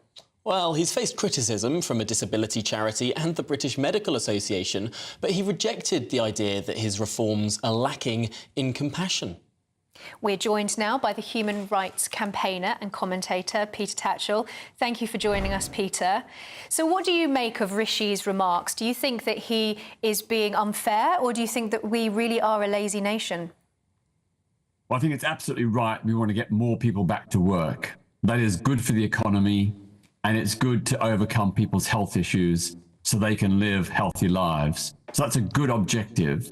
I think we need to understand why so many people are sick. There are hundreds of thousands of people still suffering from long COVID. We know that poverty exacerbates people's ill health, and a lot of poor people don't have the money to heat their homes properly or to buy healthy, good quality food. We also know that a lot of people, in fact, 7 million plus people, are on NHS waiting lists. They need treatment, they can't get it, and that is why they're still sick. And then, of course, there's social media. A high proportion of people who are off sick due to nervous and anxiety issues, And that is undoubtedly exacerbated by the toxic nature of social media. So these are good reasons why we have so many sick people, or rather bad reasons why we have so many sick people, and we need to address them. So I would say that one thing is, let's cut the NHS waiting list so that people can get the treatment they need so they can get back to work quickly. You know, I've got a long-term health issue. I've been waiting 2 years for treatment. It's not a major issue, so I'm happy to wait. But there are some people with quite serious issues who aren't able to work, who need that treatment pronto so they can get back into the workplace. No, I think we can all agree that those waiting lists are far too long. But the number of people claiming what's known as personal independence payment, or PIP, for mental health issues started rising before COVID. We've seen this big uptick going since around 2018, 2019, and it's been growing and growing and growing. So much so that the Prime Minister said today the cost of PIP will rise by 50% over the next 4 years. It's an enormous cost. And with the 94% approval rate that sick notes are being given right now, people who apply for sick notes from their GP, 94% are getting them. Is it unfair to suggest that perhaps 94% is an approval rate that's slightly too high? Well, I'm sure GPs who provide those fitness notes do so based on evidence. I don't think they're giving them out like candy in a sweet store. I think they're making very clear medical judgments about people's fitness to work. But, you know, go back to this point, we have to do more to get people's health issues addressed. And if you have to wait for months or years for treatment, then that's going to put you out of the job market. And that's bad for the economy, and it's bad for the individuals concerned, because then they have to go on benefits, and benefits are appallingly low, and they're not any way to live a comfortable, decent life. We also, I think, and I would say, let's raise the minimum wage so people have the money to buy healthier food, to heat their homes adequately. Let's get a scheme going to provide coaching and mentoring to people who are seriously ill. Peter, there might be a few people who run small businesses who would think if we raise the minimum wage, they're just going to put their prices up in their shops to pay for those wages. That could really push inflation far higher than it is today. Well, of course, that is a concern. It is a concern. But we need people to have the money to buy healthy food. And we know that healthy food tends to be more expensive. We need people to have enough income to heat their homes adequately, because we know if you don't heat your home adequately, you're much more likely to suffer from a range of ill health, which will put you off work. So it's a win-win situation if we can do that. But I want to go back to my last point. We need to set up a coaching or mentoring system whereby people who are long-term sick have a mentor or a coach who will help them overcome their health issues, get them the treatment they need, give them the psychological and emotional support to get them back in the job market. Where similar schemes have been applied, for example, for young unemployed people, they have been very successful. So it's a good investment which will help reduce the huge benefits bill for people who are sick and disabled. Very quickly, in one word, Peter, would you have that on the NHS, that mentoring scheme? Yes or no? Yes, because it's a health issue and it's good for the economy if we can get people back to work. Well, there we go. A bit more carrot, bit less stick. That's the proposal from Peter Tatchell. Thank you so much for joining us and talking through that issue. I think everyone can agree it is a big issue, but lots of disagreement there in terms of how to deal with it. But much more to come on the programme. Coming up, GB News can reveal there's been a tenfold rise in care sector investigations by the Labour exploitation watchdog. It's a bit of a mouthful, that, but we'll explain what it means very shortly.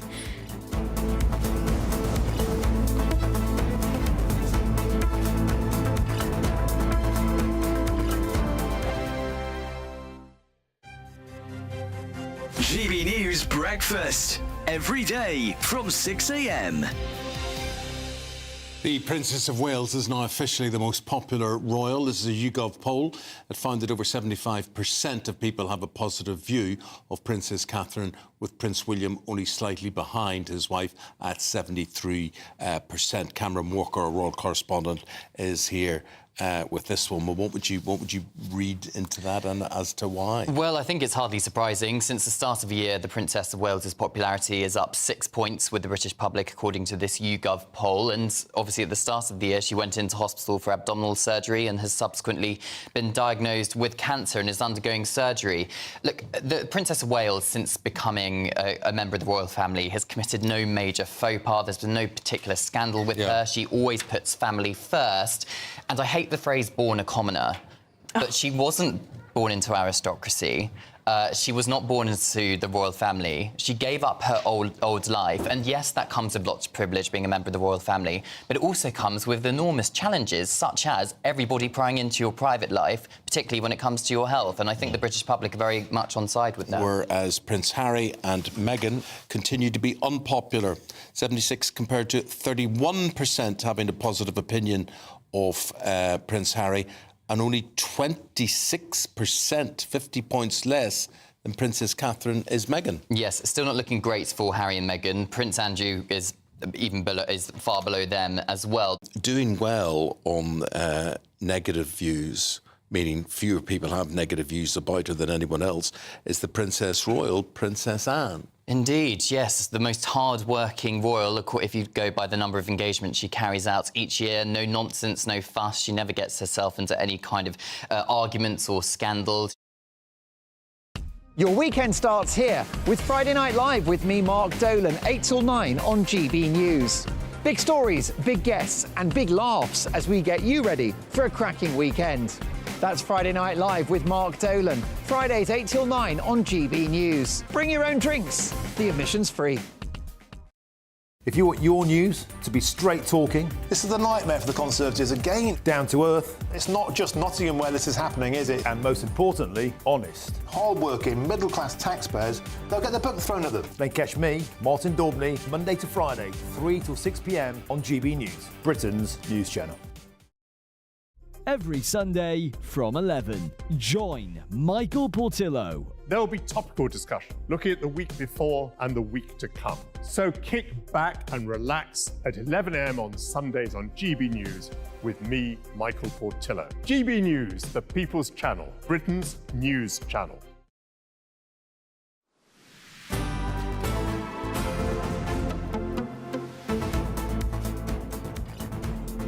Good afternoon, Britain. It's 27 minutes past 1. Some breaking news now from Scotland, where former First Minister Nicola Sturgeon has said the situation has been incredibly difficult after her husband, former SNP Chief Executive Peter Murrell, was charged in connection with alleged embezzlement of funds. There has been a tenfold rise in investigations by the government's modern slavery watchdog into the social care sector. Yes, in further news now, the new data from Gangmasters and Labour Abuse Authority was revealed in a GB News Investigates Freedom of Information request. The surge in probes comes after a record rise in health and care visas issued by the government, with researchers linking the investigations to rampant abuse of the immigration route. Well, delighted to be joined by our reporter Charlie Peters now, who revealed these figures this morning. And Charlie, just to make it very, very simple, what does this actually mean? Well, Tom, everyone knows how much the social care sector is struggling at the moment. There's a desperate need for staff as demands on those services has risen significantly. And as a part of that, the Department of Health introduced this health and care visa a few years ago, expecting just 6,000 people to take it up. That would be 0.3% of the NHS and social care combined workforce. However, since January 2021, when the Brexit transition period ended, some 570,000 people have used that visa to start working in Britain. 99% of them are non-EU nationals. 350,000 arrived last year alone in those record net migration migration figures. And as that significant migration pattern has occurred, there have been these concerns raised by the Gangmasters and Labour Abuse Authority with regards to care sector exploitation. And that's migrant workers arriving in Britain, starting to work in this sector and finding themselves in a rather desperate situation. Unseen UK, which is a charity that maintains a modern slavery and labour abuse hotline, did say yesterday that it had experienced a 30% rise in potential victims working in this sector last year. That's on the back of a 606% rise the year before, when we saw the introduction of this visa coming in after a year of full use. Now, we've revealed today that there were 4 investigations by the Labour Abuse Authority in 2021, and that's risen to 44 last year. Up to the point at which our figures were collected, the end of February of this year, there had already been 5 investigations. So clearly this is a serious concern for the Labour Abuse Authority, a part of the Home Office. It's linked with the National Crime Agency, Britain's FBI, and is conducting these probes into various care sector areas where there are concerns that workers are being made to work in unsafe conditions, are being held in modern slavery conditions, expected to pay extremely high recruitment fees even after arriving. And I think it's extremely telling that Unseen UK, who maintained that hotline, do offer that service in 250 languages. Well, in reaction to the findings that we've revealed this morning, a government spokesperson issued a statement to me saying, "We are clear that everyone deserves to be treated fairly at work and rewarded for their contribution to the economy. We have concerns about unethical employment practices, particularly for migrant workers employed within care occupations. To address these concerns about abuse within the health and care worker sector, providers in England are now only able to sponsor migrant workers if they are undertaking activities regulated by the Care Quality Commission." And that statement came on the back of a reaction that I received from Tory MP Neil O'Brien last night, who said that this visa has been a boon for exploiters and criminals who have brought in many workers in unsafe conditions. Charlie, this will be very worrying to people who have loved ones in care homes. Is this yet another Achilles heel in our immigration system with potential security implications?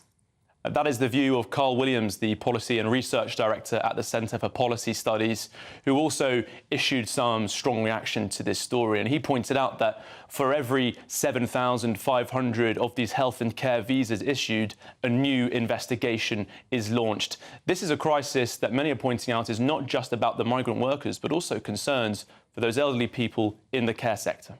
Huge concerns over that exploitation and those that are suffering, not just those people in their care homes, but people working in them too. Charlie, thank you so much for bringing the story. Some really concerning stuff there. Now, we should say that a government spokesperson has got in touch to say that we're clear that everyone deserves to be treated fairly at work and reward their contribution to the economy. They added that to address these concerns about about abuse within the health and care worker sector, providers in England are now able to sponsor migrant workers if they are undertaking activities regulated by the Care Quality Commission. Another mouthful. Goodness me. Now, coming up, uproar in Lancashire over plans to build a cable corridor wider than the M55 right through the county. We'll have the latest after the headlines with Sam.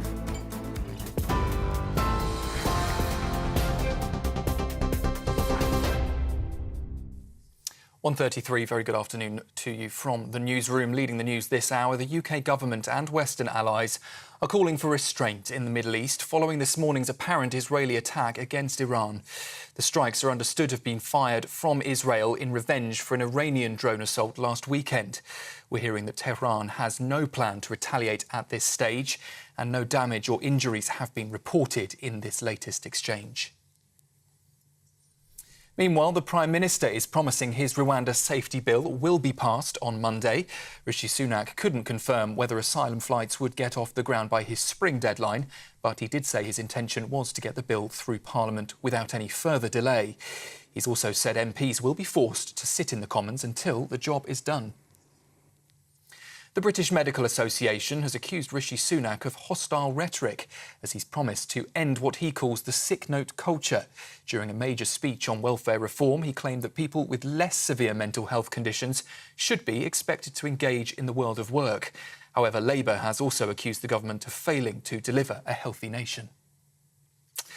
And Scotland's First Minister, Nicola Sturgeon, has admitted the situation surrounding her husband's arrest and embezzlement charges has been incredibly difficult. Peter Murrell was charged in connection with misusing more than £600,000 of SNP funding donated to independence campaigning. And we understand he has also resigned from his SNP membership. For the latest stories, sign up to GB News Alerts by scanning the QR code on your screen or go to our website, gbnews.com/alerts.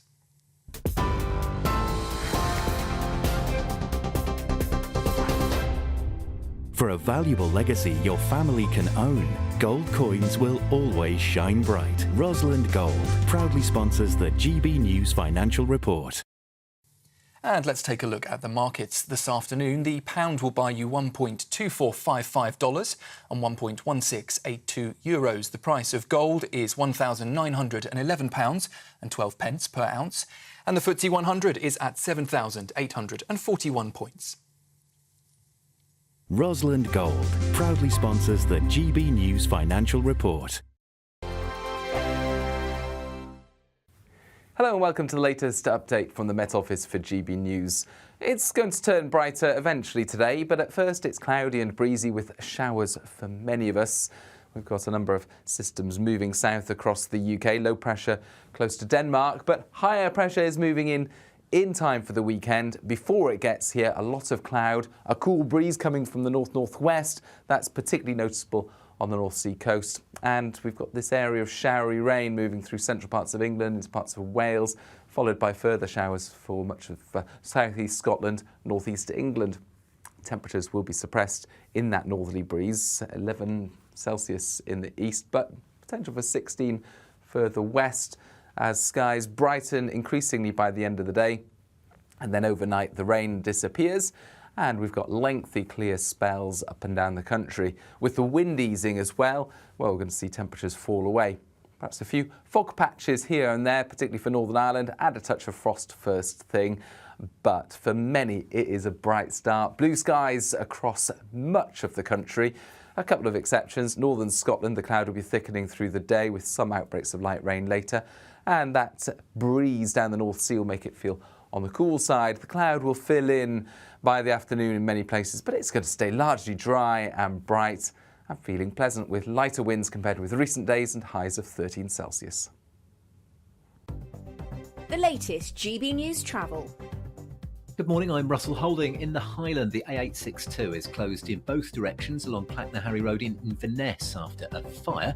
Buses replaced trains again today between Kilmarnock and Stranraer after a fire earlier near to the railway line, with a half-hourly shuttle train running between Ayr and Prestwick Town. In Lincolnshire, the A15 is partly blocked each way by an accident just outside Sleaford between the A17 Holdingham roundabout and the A153 Grantham Road, causing delays. In London, the A123 Cranbrook Road in Ilford is closed each way between Bethel Avenue and Beehive Lane after an accident overnight. We've got 11 bus routes having to divert as a result. And in Essex, Eastern Avenue in Southend is blocked each way by an accident between Hamstall Road and the A13 South Church Boulevard, causing delays on approaches to there. And that's the latest.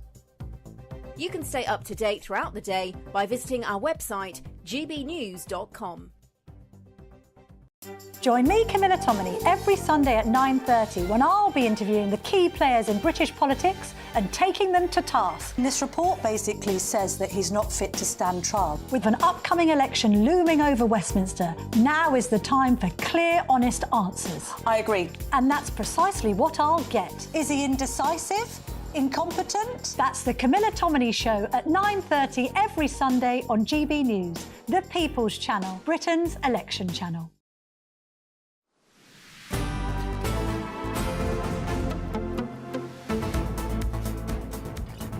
Good afternoon, Britain. It is 38 minutes past 1 and you are watching GB News. A community in Lancashire is in uproar over plans to build a cable corridor wider than the M55 right through the county. Yes, developers say it's necessary as part of their work to meet the government's green energy targets, but some residents say it will destroy greenbelt land, close down businesses and force people out of their homes. We sent our Northwest reporter, Sophie Reaper, to go and find out what's been going on. Barbara has been riding horses here for the past 35 years. She's deaf, and these lessons are tailored especially to meet her needs. But soon she may need to find a new hobby. Under proposals to connect a wind farm off the Morecambe coast to a sub-power station in Preston, construction to link the two assets would meet the border of the riding school. If it goes ahead, the owner says the 3,000 lessons they offer each year for disabled riders like Barbara would have to be cancelled, and they would be forced to close their doors for good. Horses are very sensitive creatures, so they're not as logical as us, and they don't understand words like there's going to be a loud noise in a minute. So to have this sudden explosion of vehicles and everything else going on, the horses are not safe to be used. 2 weeks ago, the school received a letter informing them that mobilisation activities would begin this month. That's despite consent for development not yet being approved. How is it allowed to happen? How are big companies allowed to do this? All around me here, there are homes, businesses, and just down the road, the small village of Freckleton. There, locals are extremely concerned about how these plans could affect life as they know it. One local resident, Andrew Lee, has lived here for 56 years. He runs the local post office, but says his true life's work is conservation. I did a bird survey over the last 20 years on this ground, and it includes 100 species of birds. Plus, we've got a massive brown hare population. What they're going to do, they're going to just wipe everything out. Despite concerns, developers say they'll make an important contribution to the UK's offshore wind target. In fact, they promised the wind farms would harness enough electricity to power the equivalent of 2 million homes. We're not saying no to the wind farm. What we're saying no to is the cable corridor. The cable corridor is going to cut Fylde in two. It's not a case of can we do it, it's a case we are doing it, full stop, and it's just wrong. In a statement to GB News, the developers said, "All feedback we have received has been considered to date and helped inform our design process. We understand there are local concerns and these will be addressed in due course." And yet, for the local residents, they feel they're being listened to but not heard. The noise and the land and the site and the ugliness of it, if I'm honest, really do concern me. This is going to change the whole landscape around here and become much more of an industrialised area. So absolutely, yeah, we would probably move away. It seems to be being done in the cheapest possible way to suit the companies. Now, with a parliamentary petition in place and support continuing to grow, the people of Fylde will do what they can to save what they believe needs saving. Sophie Reaper, GB News.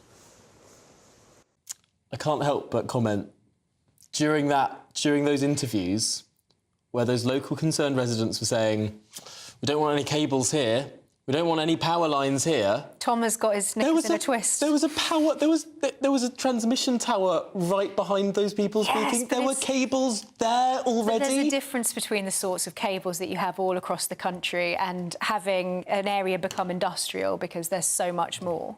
But they're not going to become also, industrial. Also, it's their area. It's they should have a right to be able. You were saying, while we were watching that package, Tom was saying, well, they don't own the land where the cables go across, but it's still a person's local area. You know, that your home isn't just limited to the patch of land that you own or rent. But an Englishman's home is their castle. If I want to make some money with my land by having a power line across it, where, might I add, there are already power lines going, just tracking where the current power lines are.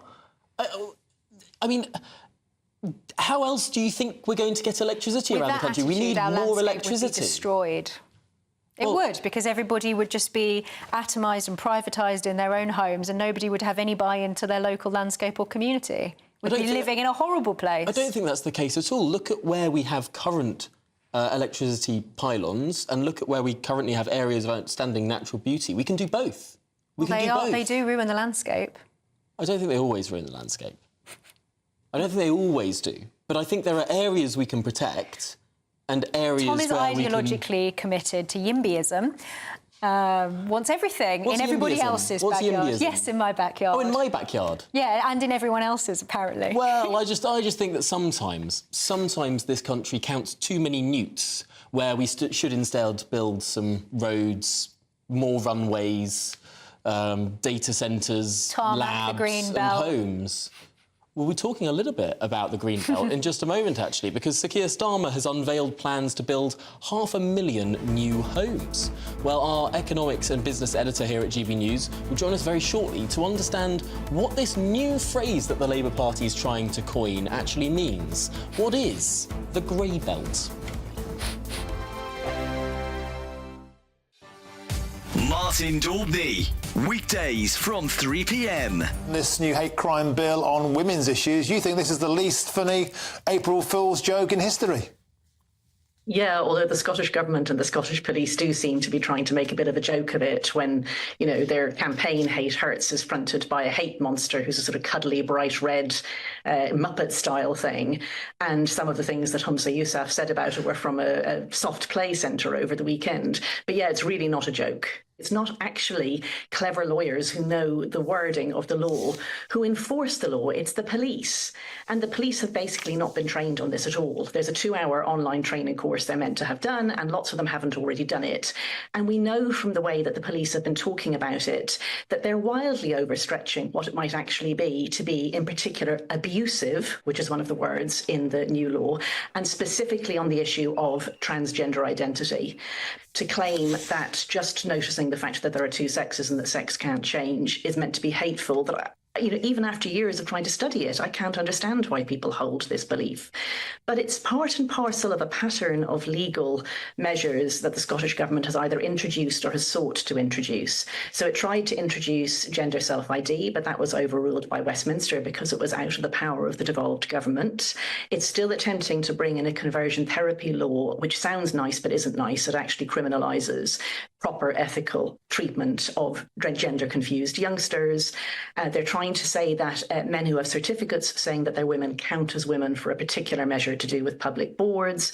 And then this hate crime law, which tries to make it really difficult for someone to talk in a factual, reality-based, clear, understandable way about all these measures. It all adds up to a sort of an authoritarian attempt to deny the fact that human beings are mammals and come in two sexes, and that recognising that matters for women's rights especially.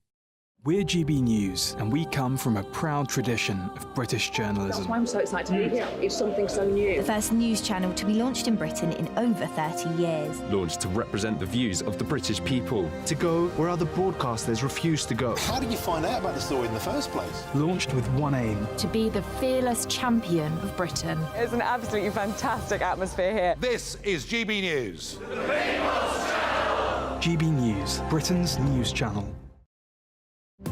GB News is the home of free speech. We were created to champion it, and we deliver it day in, day out. Free speech allows us all to explore and debate openly the issues most important to us, our families, and of course, the British people. Having challenging conversations to enlighten each other. Which is why we hear all sides of the argument. We are the People's Channel. We will always stand by the freedom to express yourself. On TV, radio and online. This is GB News, Britain's news channel.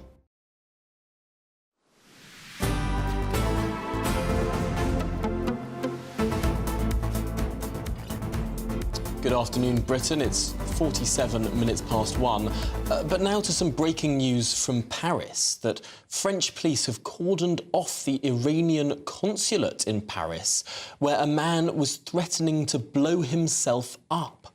These are the pictures from around that consulate in Paris. The Paris police have been on the scene for just some time now, and of course, a very serious threat there in what is perhaps the closest major capital to us.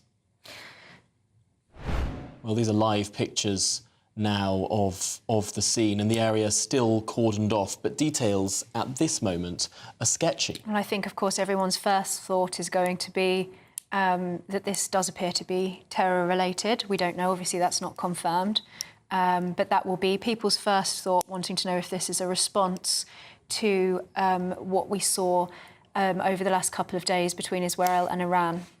And of course, when we hear about threats involving bombs, it does show the gravity of this situation. We've seen attacks in France, we've seen attacks in the last 12 months in France involving knives.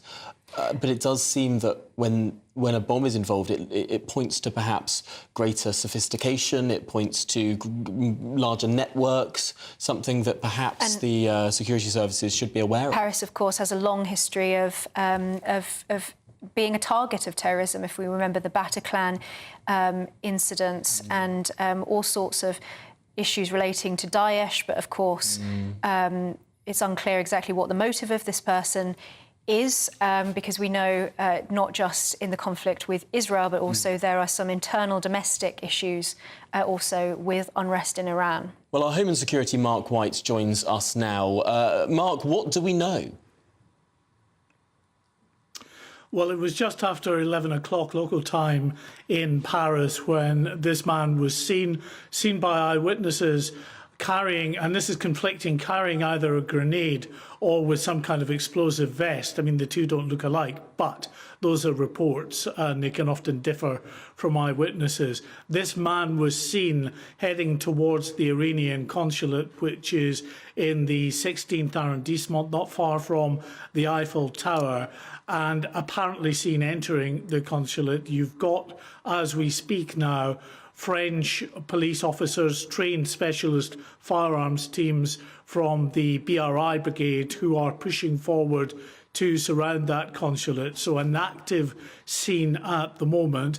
And it will depend on what they see and hear and find as to whether they push forward into that building. Because what you will normally get, of course, if it's a terrorist attack that's a marauding attack where someone is actively trying to kill lots of people, the police move forward, push in and deal with the threat. But if it is an incident that appears to potentially be something that could be more protracted in scale because it's someone who is intent on taking hostages or is making a threat, but who hasn't harmed someone, but who has the potential to detonate explosives, that is much more complicated. And that's when you see the police acting a lot more sort of carefully in the way that they push forward, negotiators called in and alike to see what this man wants. We don't know, other than the reports that we're getting about this man apparently armed with some kind of an explosive going into the Iranian consulate. And Mark, I'm just hearing now that a man... We know exactly what's been happening. Yeah. Mark, I'm hearing now that a man has been arrested. That's all the information I have now, but I can only assume that that arrest could well be the individual concerned. Well, we would hope so anyway, and if that is the case, then that would be a good and safe conclusion to the incident as such. Of course, we don't know whether this man, at the end of the day, was armed with any live explosives devices, what his potential motive was. But if those reports are borne out that it is indeed the suspect who entered the consulate or nearby the consulate who is in custody, then a safe conclusion to this incident, which is clearly welcome. As I was just saying before, of course, everything that's playing out in the Middle East at the moment around Iran has captured world attention. We don't know if this is related to that. There are dissidents, of course, we know that are actively campaigning and fighting against the Iranian regime. It could be linked to it, but early stages. All we know is, as you're reporting now, a man in custody following these reports that an individual armed with some kind of an explosive device, according to eyewitnesses. So this is what they saw. It doesn't mean necessarily that on closer examination that explosive device turns out to be a viable explosive device. But in custody now, we can only hope that this was the individual and there is a safe conclusion to this incident. Well, Mark White, thank you very much for bringing us the very latest there. Really concerning scenes in Paris, and I think it's important to stress this is right in the middle of Paris. This is just across the river from the Eiffel Tower on the north, in the 16th arrondissement. Good pronunciation there, Tom. But this is something that I think all major Western capitals will be concerned by and perhaps dealing with. It's interesting because, of course, we were just discussing there that France does have this long history of Islamist terrorism, but given the target, it does seem rather unlikely. And of course, this is just speculation at this point. We don't even know if it is terrorism, though that does seem to me to be likely. Obviously, we are just speculating, but given the target, it does seem that it would be rather unlikely for it to be an Islamist attack. But it does just show how, given the Iranian consulate here is involved, that what goes on in the Middle East can really spill over into all major capitals. And also, I mean, I did mention there that that there are a number of people. There are a lot of people within Iran and unrest domestically. Mark mentioned there that there are a number of dissidents in France. So potentially this could be. Maybe it's even a dissident who's disgruntled by Iran's actions. Well, let's see if we can get more information on that. We'll be right back after these messages with more information on this potential situation there in Paris.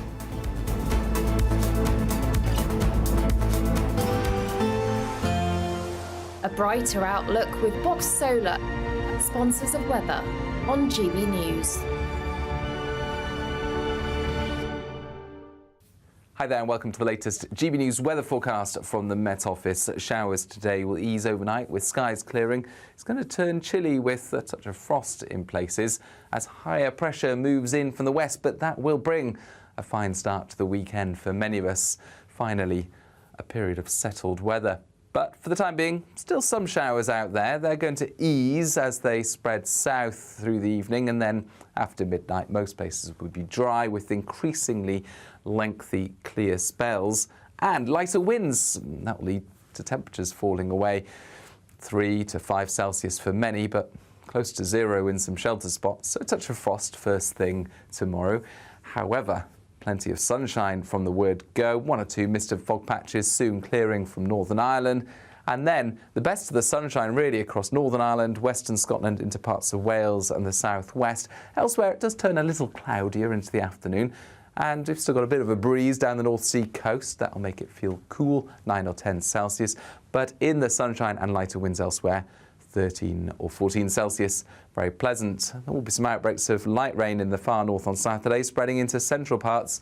By Sunday, a cloudier day for many, and those dribbles of rain will push into the Midlands by the end of the day, making it feel a little disappointing. Monday sees further light rain across central parts, some sunshine elsewhere.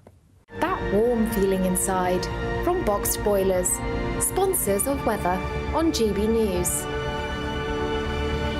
With thanks to Variety Cruises, a family company sailing since 1942, you have the chance to win a £10,000 7-night small boat cruise for 2. With flights, meals, excursions and drinks included, you'll be able to choose from any one of their 2025 Greek adventures and explore Greece like never before. Plus, you'll also win £10,000 in tax-free cash to make your summer sizzle. And we'll pack you off with these luxury travel gifts. For another chance to win a prize worth over £20,000, text prize to 63232. Text costs £2 plus 1 standard network rate message. Or post your name and number to GB04 PO Box 8690 Derby DE1 9TT.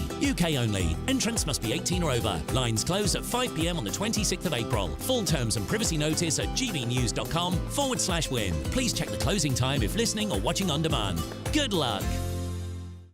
Your weekend starts here with Friday Night Live with me, Mark Dolan, 8 till 9 on GB News.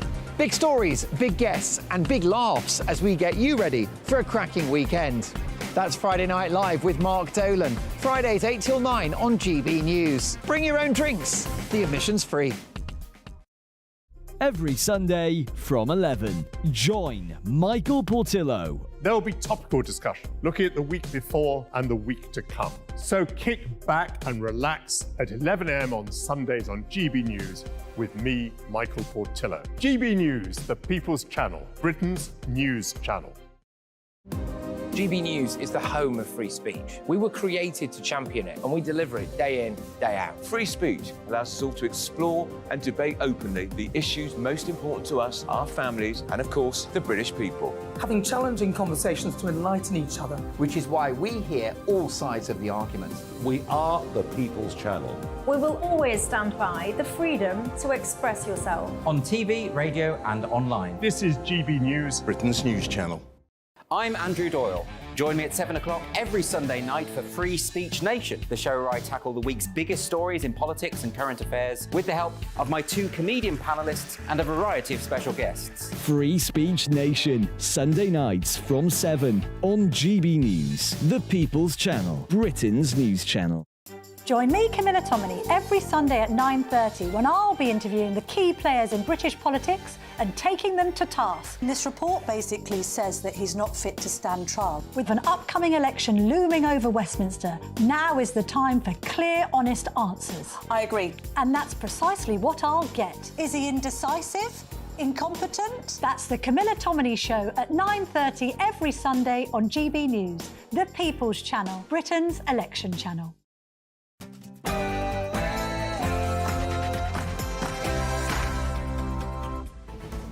Good afternoon, Britain. It's 2 o'clock on Friday, the 19th of April. Israel strikes back. Defence chiefs are nervous as Israel reportedly retaliates with revenge strikes on Iranian territory. The question now becomes, what will Iran do next? Particularly pertinent with the result of the situation in Paris too. Also, sick note Britain. The Prime Minister announces sweeping new reforms to get Britain back to work as mental health sign-offs near soar. Well, does Britain need a war on the work-shy? And finally, the party of house building. Sir Keir Starmer unveils plans to build up to 500,000 homes using poor quality parts of the Green Belt, otherwise known as the Grey Belt. Can we trust in the Labour Party to build more houses?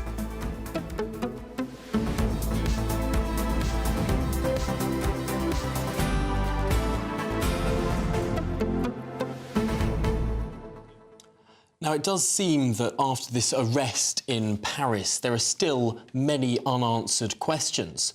What was the motive of this individual who threatened to blow himself up at the Iranian consulate there? Real big questions that we'll be attempting to answer for you throughout this programme. And of course, particularly sensitive, I think, probably for the people of Paris who have been so badly hit by events like this. The Bataclan, of course, there Charlie was... Hebdo. Charlie Hebdo. There was also the case of Samuel Paty. The list just goes on and on and on. Paris seems to really be a target for people committing acts of terrorism. So I think that will obviously be the first place that people's minds go to yes, when seeing this absolutely. news. Although we haven't heard confirmation yet, we will have our teams looking out for what exactly is the motive behind this and if we can get any more information on it. But it does turn your mind to sort of what are the consequences? Clearly, it's not a coincidence that this targeting of the Iranian embassy happens within 24 hours of the Israeli targeting of Iran's sovereign territory after Iran sent 300 missiles over to Israel. It shows how what happens in the Middle East actually reverberates all the way around the world and raises questions. I'm sure that our own security services will be on high lookout now as well. Of course, and we were actually saying before today's show, we were talking about what the domestic implications might be of this retaliation from Israel to Iran, from Israel to Iran, and so on. And as we know, in the Middle East, when these things kick off, often it has domestic security implications for us here in Britain, but in Europe as a whole. Yes, and are you concerned? Will you be changing your behaviour or being just more on the lookout? Well, gbnews.com/your say is the way to join the conversation. All that to come after your headlines with Sam.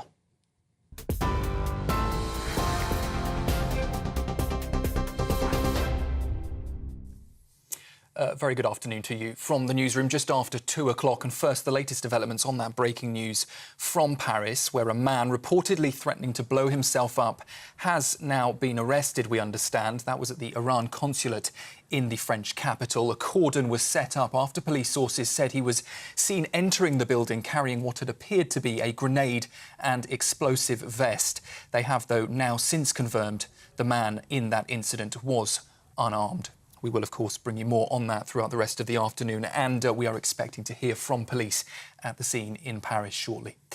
In other news, the security scare there in Paris comes as the UK and Western allies call for de-escalation in the Middle East after reports that Israel launched airstrikes against Iran. State media there say that 3 drones were shot down overnight, with explosions heard at an airbase near the city of Isfahan. No damage or injuries have been reported in the latest exchange. The strike, though, is thought to have been in response to the last weekend attacks when Iran fired a barrage of drones and missiles at Israel. Labour leader Sir Keir Starmer has added to calls for restraint as the best way forward. I'm deeply concerned about the prospect of escalation. Escalation of the conflict in the Middle East is in nobody's interest, and so it's very, very important, therefore, that everybody urges restraint on all sides. More than that, we really need that ceasefire in Gaza now, straight away, so that hostages can come out. Desperately needed aid needs to get in, desperately needed. And we need, if you like, a foot in the door for the political process to peace. The Prime Minister is promising his Rwanda safety bill will be passed on Monday. Rishi Sunak couldn't confirm whether asylum flights would get off the ground by his spring deadline, but he did say his intention was to get the legislation through Parliament without any further delay. He says MPs will be forced to sit in the Commons until the job is done. Leading mental health charities have described the government's welfare reforms as deeply damaging. During a major speech this morning, the Prime Minister warned against the over-medicalisation of stresses and worries and claimed that people with less severe mental health conditions should be expected to engage in the world of work. Rishi Sunak recognised he'll be accused of lacking in compassion, but insisted the UK can't afford a spiralling increase in the welfare bill. We now spend £69 billion on benefits for people of working age with a disability or health condition. That's more than our entire schools budget, more than our transport budget, more than our policing budget. And spending on personal independence payments alone is forecast to increase by more than 50% over the next 4 years. Well, we've heard today that 2 police forces are being investigated over the stabbing of a mother in Bradford. Habibur Massam is charged with murdering Kalasuma Aktka, who was attacked while pushing her baby in a pram 2 weeks ago. The Independent Office for Police Conduct says the victim contacted West Yorkshire Police on the 28th of March after receiving death threats. It's understood that information was then shared with colleagues in Greater Manchester Police. An investigation will now look at what steps officers took to safeguard the victim. Scotland's former First Minister Nicola Sturgeon has admitted the situation surrounding her husband's arrest and embezzlement charges has been, she says, incredibly difficult. Peter Morell was charged in connection with misusing more than £600,000 of SNP funding donated to independence campaigning. He's also resigned his SNP membership. And parents are being warned that children between the ages of 5 and 7 are spending too much time, often unsupervised, on social media. Ofcom claims 38% of infant school children now use platforms including TikTok and Instagram, despite those sites requiring users to be at least 13 years old to have an account. The regulator's also suggesting a quarter of children in the same age bracket, 5 to 7 years old, now own a smartphone. The research comes as the government's online safety bill, which aims to make the internet safer for children, is set to come into force in September. That's the latest from the newsroom for now. Do sign up to GB News Alerts by scanning the code there on your screen, or if you're listening on radio, go to gbnews.com/alerts.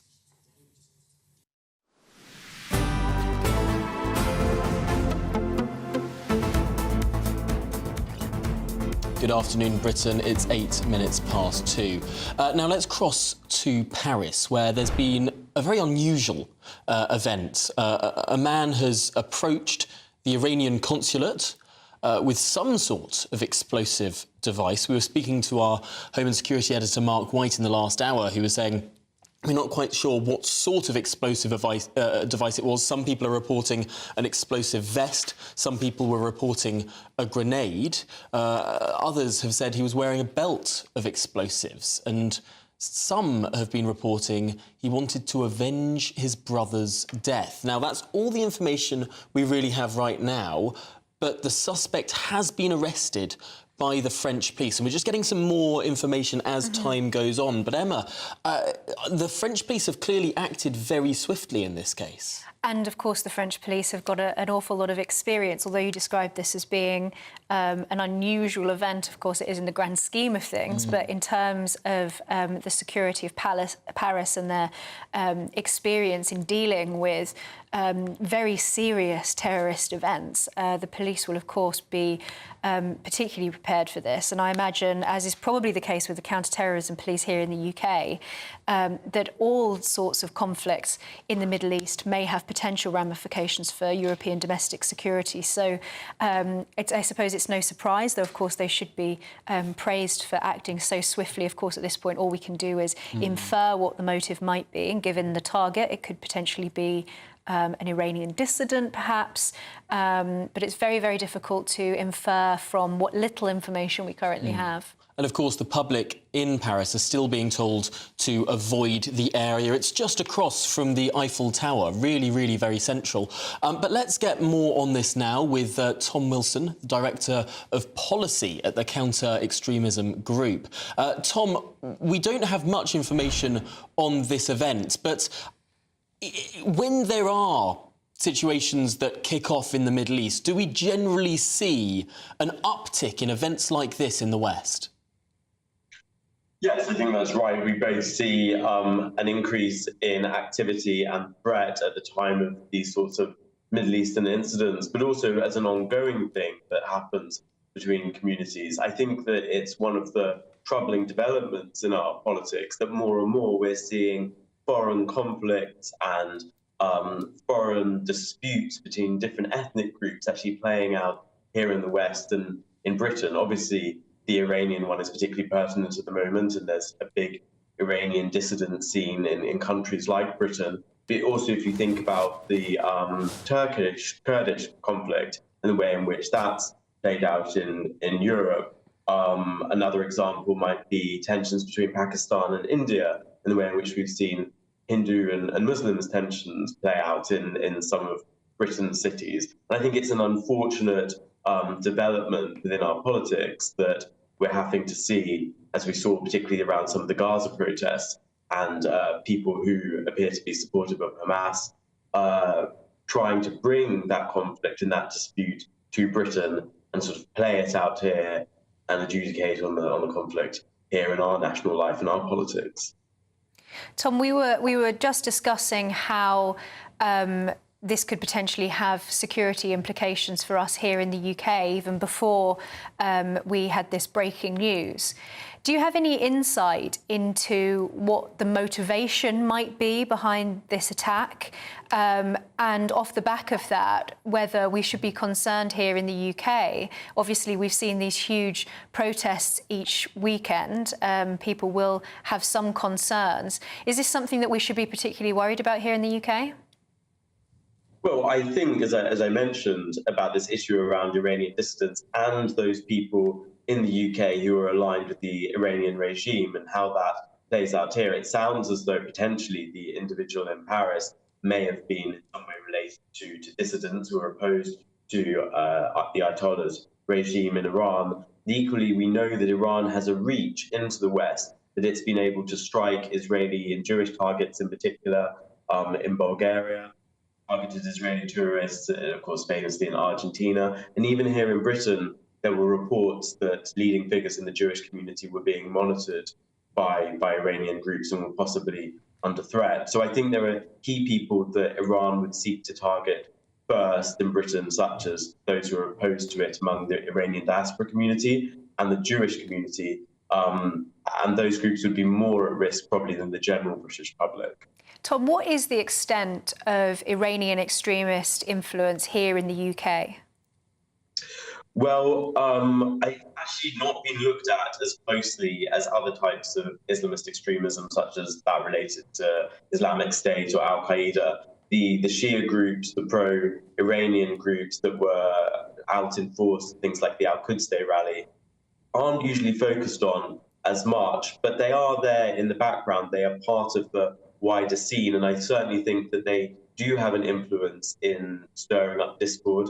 They also were present on the recent Gaza marches as well. If you went on those marches, you saw people with pictures of Ayatollah Khomeini and people distributing Iranian, pro-Iranian, pro-regime literature. So they're certainly contributing to extremism in this country.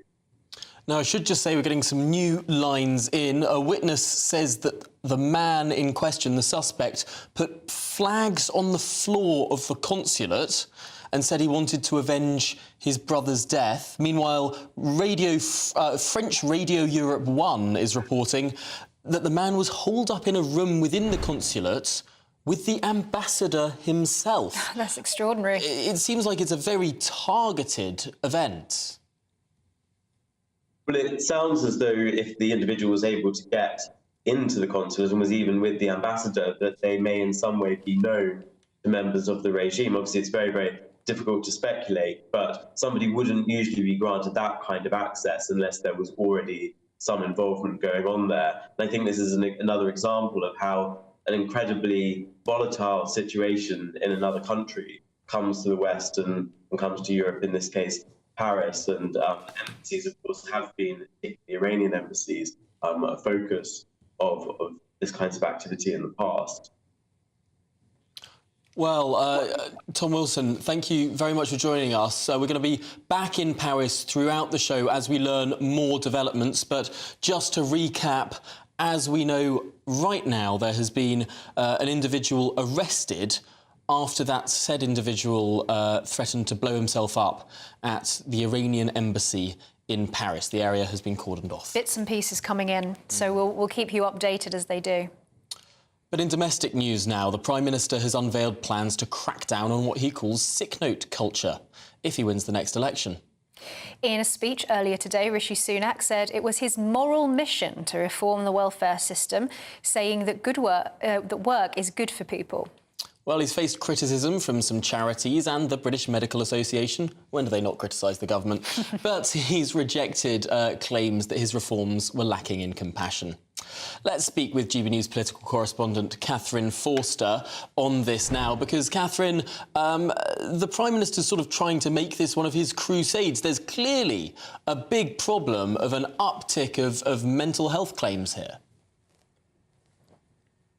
Yes, this is a very difficult nettle that the government has decided finally to grasp after, for a long time, I think, putting it simply in the too hard basket. But the fact of the matter is that the cost of sickness and long-term disability benefits has absolutely gone through the roof, and especially since the pandemic. We've got 2.8 million people on long-term benefits, and the cost to the taxpayer ultimately is currently £69 billion a year, and that's projected to rise to 90 by the end of the next Parliament if nothing is done. Now, there's been a rise of some 700,000 people additionally claiming these benefits since the pandemic. And as you say, over half of them suffer from anxiety or depression, some mental health issues. Often that is going along with something else. But clearly this is hugely, hugely expensive. So Rishi Sunak basically has said, A, it's unaffordable, we can't afford this, it's not sustainable, and B, it is a waste of human potential, and that it is morally the wrong thing to do to allow people, and increasingly young people as well, just to languish on benefits, that it's not good, obviously, for the economy, but it's not good for them. And they are going to help and assist them back to work where possible. Much easier said than done, of course, and getting a lot of criticism from charities and, of course, Labour and the Lib Dems already. Well, Catherine Forster, thank you very much for that update. Now, proposals to ensure criminals face up to 5 years in jail for abducting cats and dogs have moved closer to becoming law after they cleared the Commons. The pet abduction bill would apply in England and Northern Ireland and creates 2 new offences and will now be sent to the House of Lords for further consideration. Well, animals are regarded as property under existing theft legislation, but campaigners argue that the emotional value of pets needs to be recognised and the distress caused if they're stolen. Well, let's speak with the Conservative Member of Parliament sponsoring this legislation, Anna Firth. Delighted to speak with you, Anna. And I have to say, this is an issue that really gets people going. We've been seeing people send in their pictures of their pets throughout the programme, which has been delightful. But people really, really do care. For many people, pets, they're just another member of the family. That's exactly right, Tom, and thank you very much for having me on. It's a very exciting day today because my private member's bill has passed its final hurdle in the Commons and it's now off to the House of Lords, taking it that much closer to becoming law. But you're absolutely right. We've got a gap here between the law and reality. Under the current law, pets are treated as no different from losing your mobile phone or a bag being stolen or a power tool, whereas actually we know that that's not what a pet is at all. Pets are irreplaceable. There's an emotional bond. Many people now have pets as therapy. They are companions. They're real members of the family. And the law needs to be brought up to date. It needs to recognise the role that pets play in our lives, because at the moment there's no deterrent. This is a low-risk, high-reward crime. And by bringing the law up to date, I'm hoping we will be able to put the callous criminals that steal people's pets behind bars where they deserve to be.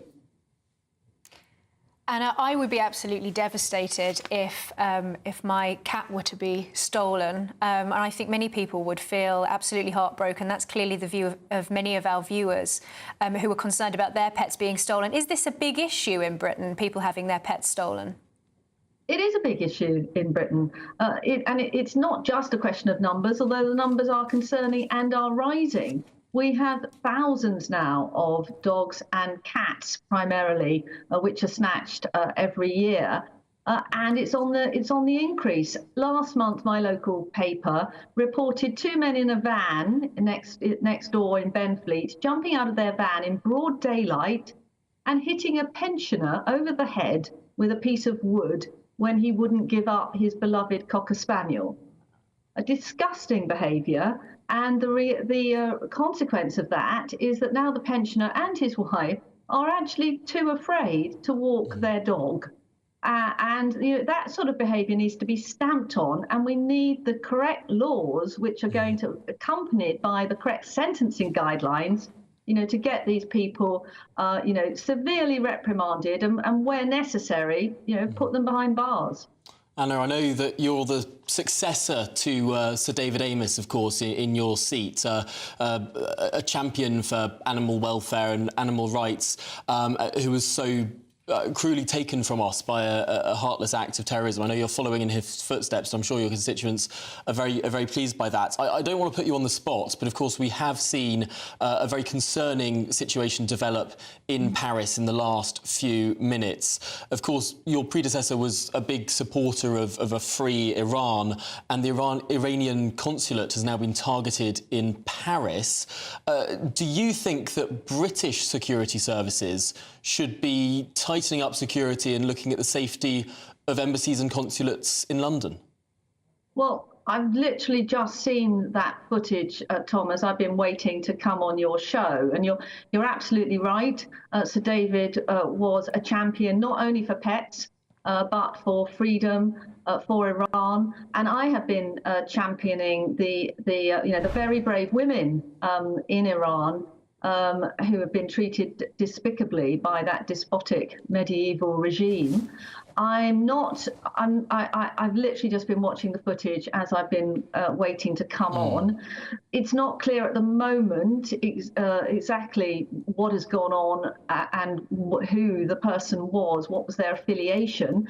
Clearly, there's speculation that this must be an Iranian dissident, and I think these sorts of events are always a wake-up call. We do have very good security services already in this country, but I'm quite sure that there will be conversations happening at the top of government with security ministers, to make sure our own embassies are as safe as they need to be. Well, Anna Firth, thank you very much for coming on and talking us through not only your private member's bill, but also this developing situation in Paris. Really appreciate your time. Now, we'll have the very latest lines from what is that developing scene in Paris as French police cordon off the Iranian consulate in Paris. A man has been detained after threatening to blow himself up. Much more after this. This is GB News, Britain's news channel.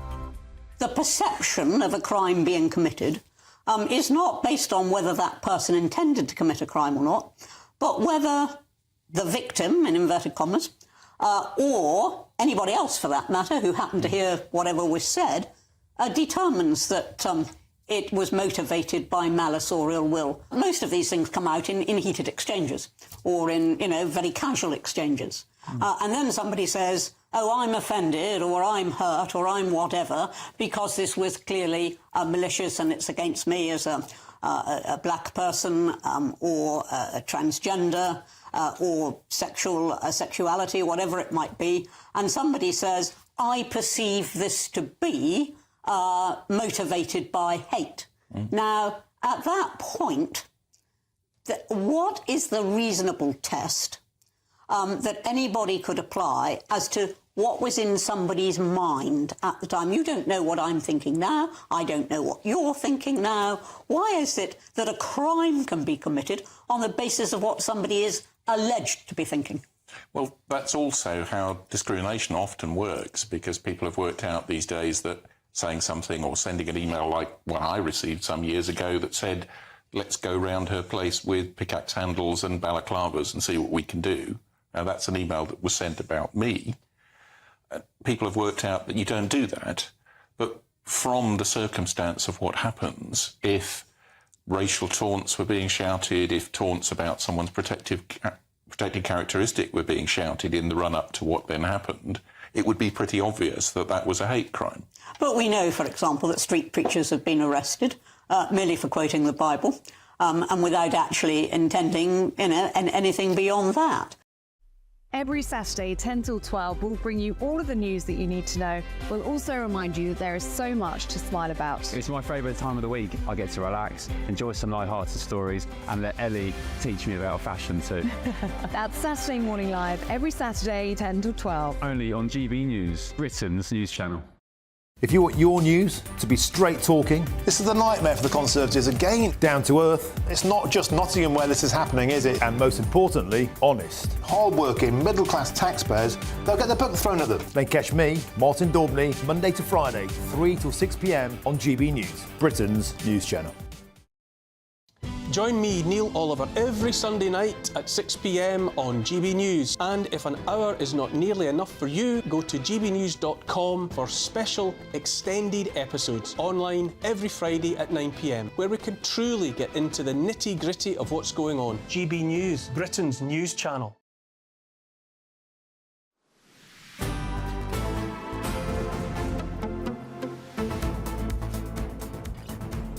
Good afternoon, Britain. It's 27 minutes past 2.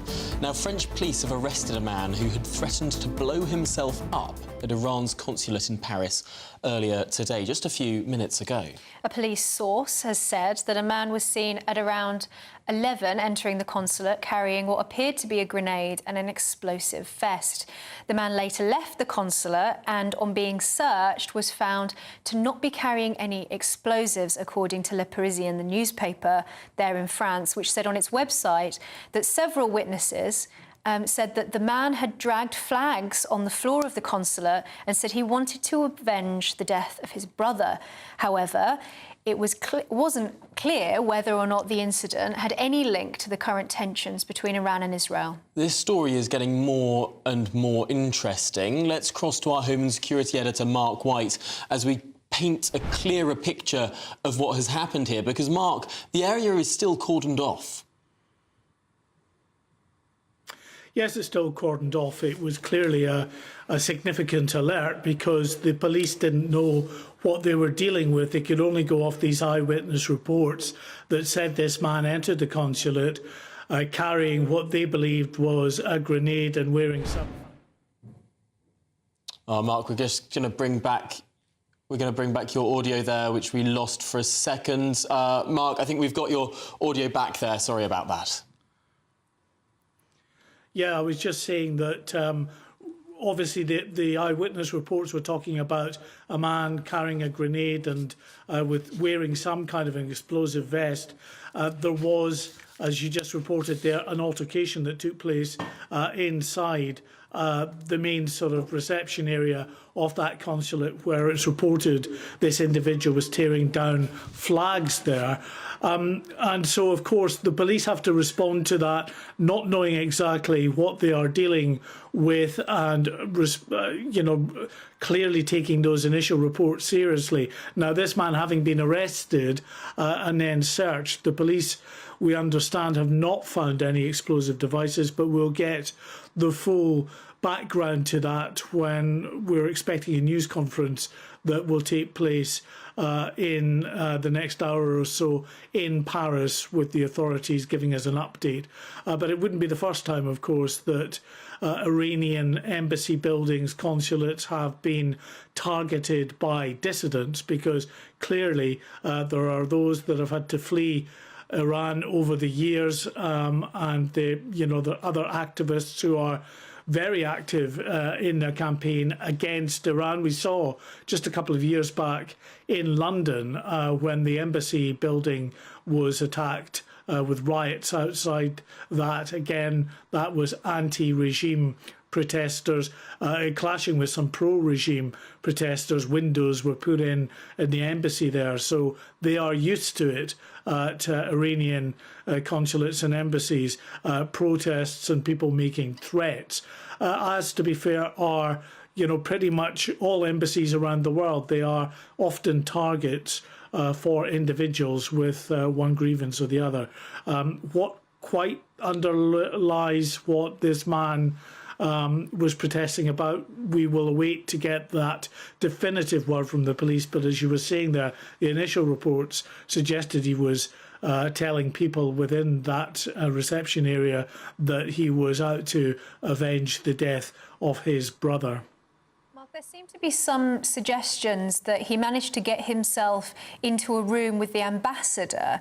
Does this raise some serious questions over the security of embassies in Western countries? Of course, this is in France, but here also in the UK.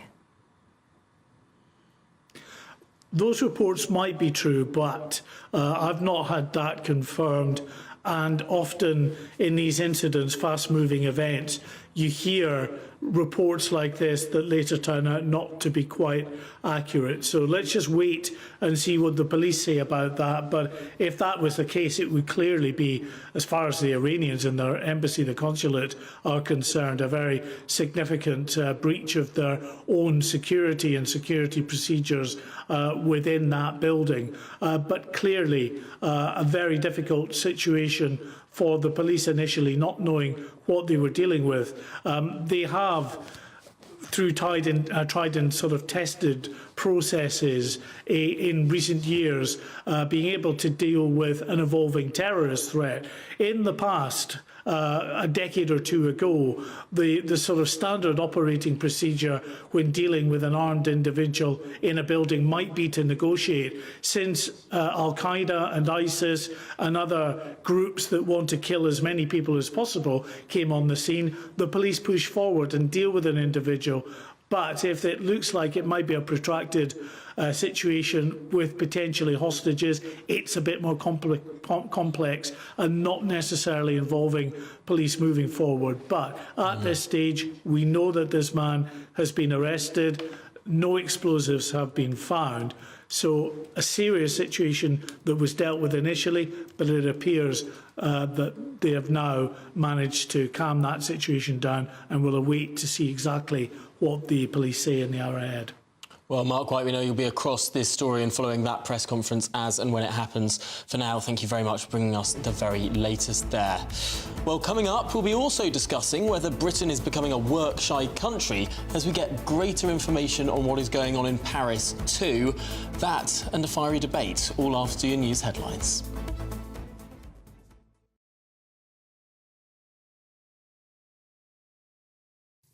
Very good afternoon to you from the newsroom. Let's get you a roundup now of that news we were just hearing there from our Home and Security editor, Mark White, on the scenes in Paris this afternoon, where a man has now been arrested after a security scare at the Iranian consulate. It was reported this afternoon that the man was seen entering Iran's consulate in Paris, allegedly armed with a grenade and explosive vest. If you're watching on television, you can see here scenes live from outside the Iranian consulate, where police have now put a cordon in place.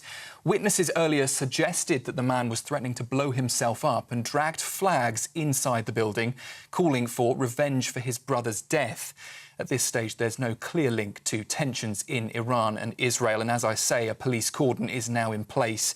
We're also expecting at some point this afternoon to hear from police at the scene. And we will, of course, bring you that when we get it. And we now know that the police have confirmed the man in that incident was unarmed.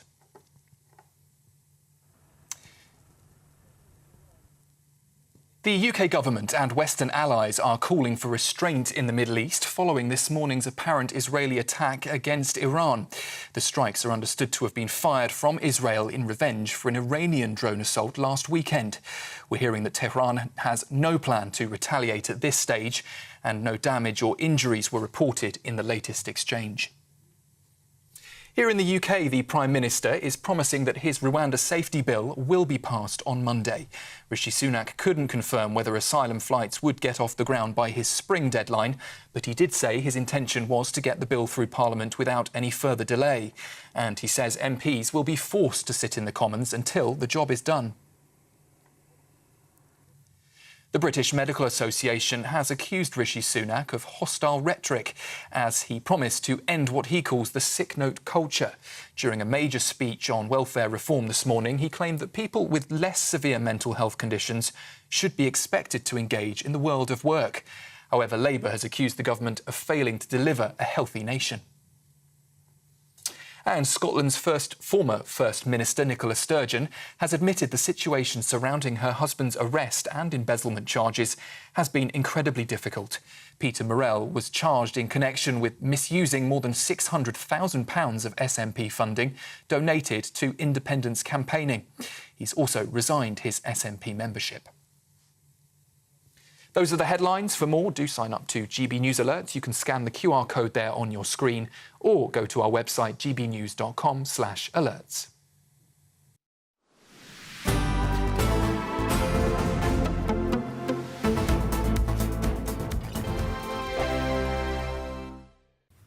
Hello and welcome to the latest update from the Met Office for GB News. It's going to turn brighter eventually today, but at first it's cloudy and breezy with showers for many of us.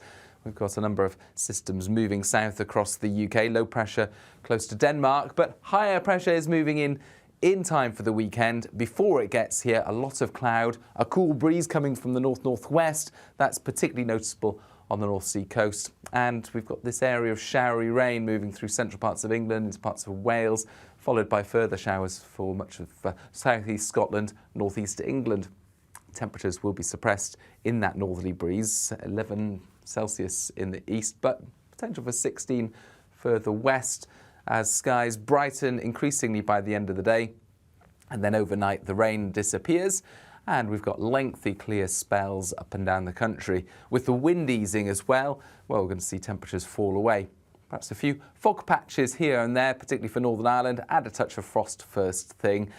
but for many it is a bright start. Blue skies across much of the country. A couple of exceptions. Northern Scotland, the cloud will be thickening through the day with some outbreaks of light rain later, and that breeze down the North Sea will make it feel on the cool side. The cloud will fill in by the afternoon in many places, but it's going to stay largely dry and bright and feeling pleasant with lighter winds compared with recent days and highs of 13 Celsius. The latest GB News travel. On the northbound side of the M1, there's a lane closure to an accident between Chesterfield and Mansfield at 29 to Markham Vale at 29A. Traffic is coping well. Eastbound on the M2, it is slow as there's a lane closure on the exit slip road to a broken down vehicle at Junction 3 for Rochester. Westbound on the M2, a lane closure on the entry slip road to Junction 3. That's whilst a vehicle has a tyre changed. And anti-clockwise on the M25, a lane closure and heavy traffic to a broken down van from 24 for Potters Bar to Enfield at 25. It has all clear though for the anti-clockwise side of the M25. An earlier vehicle needed a tyre changed at Godson Junction 6 to the Clackett Lane services. There was a lane closure, but all lanes have reopened and traffic on the move. So that's the very latest. You can stay up to date throughout the day by visiting our website gbnews.com. I think the most exciting bit for me is talking to people. People who I think are ignored often by the major news channels. We're going to give news they want to hear. There's a voice there that needs to be heard. I think there's a chance here for a diversity of opinion to be expressed, which you don't find elsewhere. It's really exciting. We don't hold back. We're free to say how decisions that are taken here affect us all around the country. Only on GB News, the People's Channel, Britain's news channel.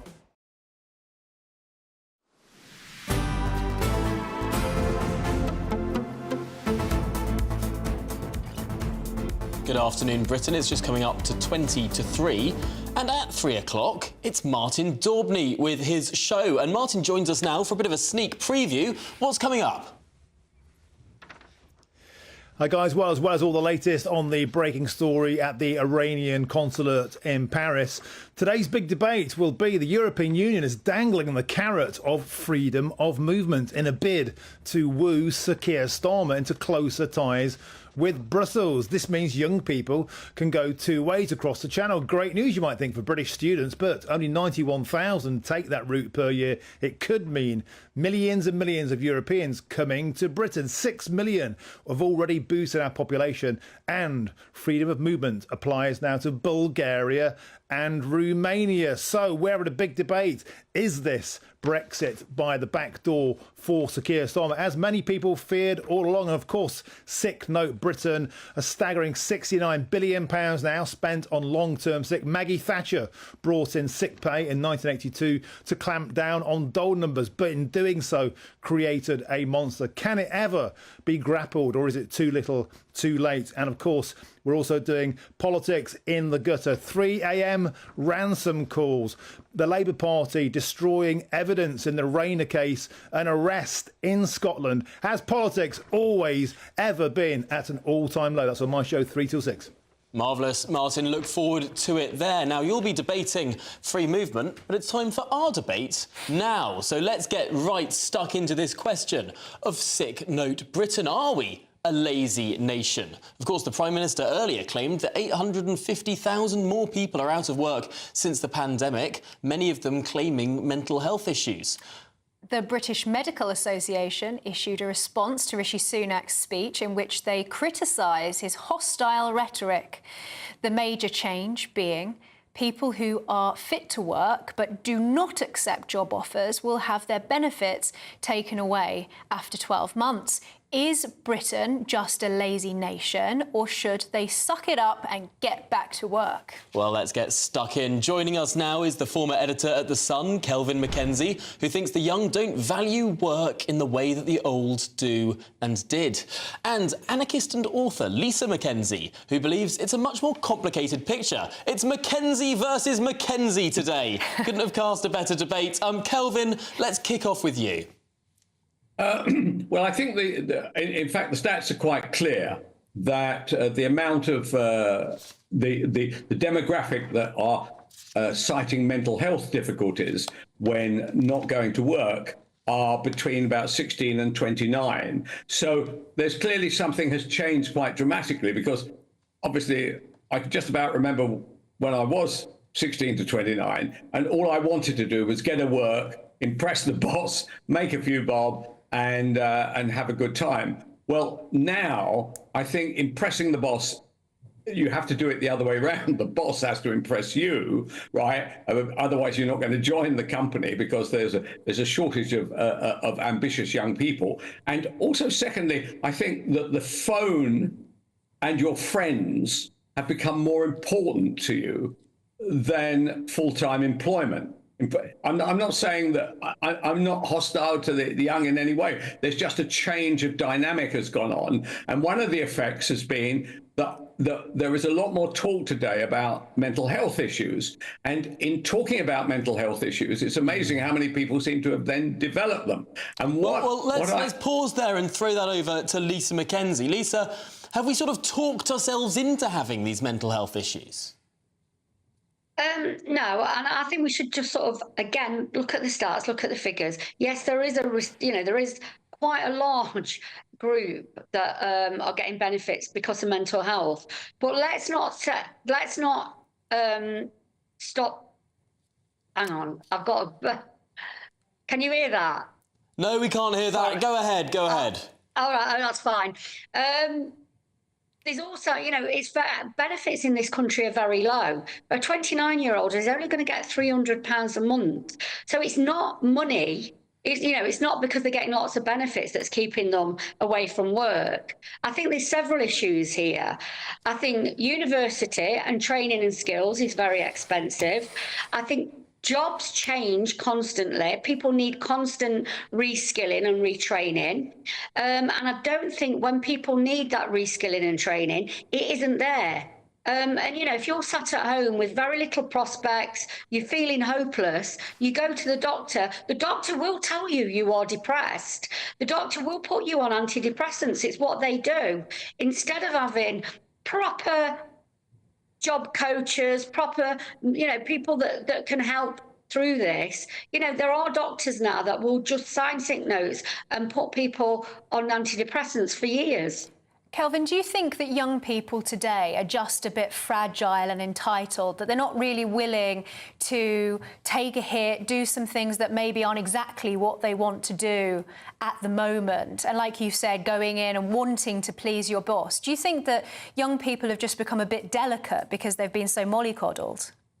Well, I don't think honestly, if they are entitled, I don't feel like criticising them all. If they are entitled, it's mainly because of the rather dim parents who indulge them, right? And also, when you're in trouble financially, the parents will want to give you money in order to make this easier for you. Now, I've gone great with my parents, but my parents didn't have any money. Therefore, you were either getting on with it or you were done for. That has changed slightly, mainly because of house prices gone through the roof. It means that people can remortgage their houses and give their money to their children. So that incentive to either work or die or work or starve has gone away. So I agree with Lisa in respect of it's not much of a life if you're young to be on benefits.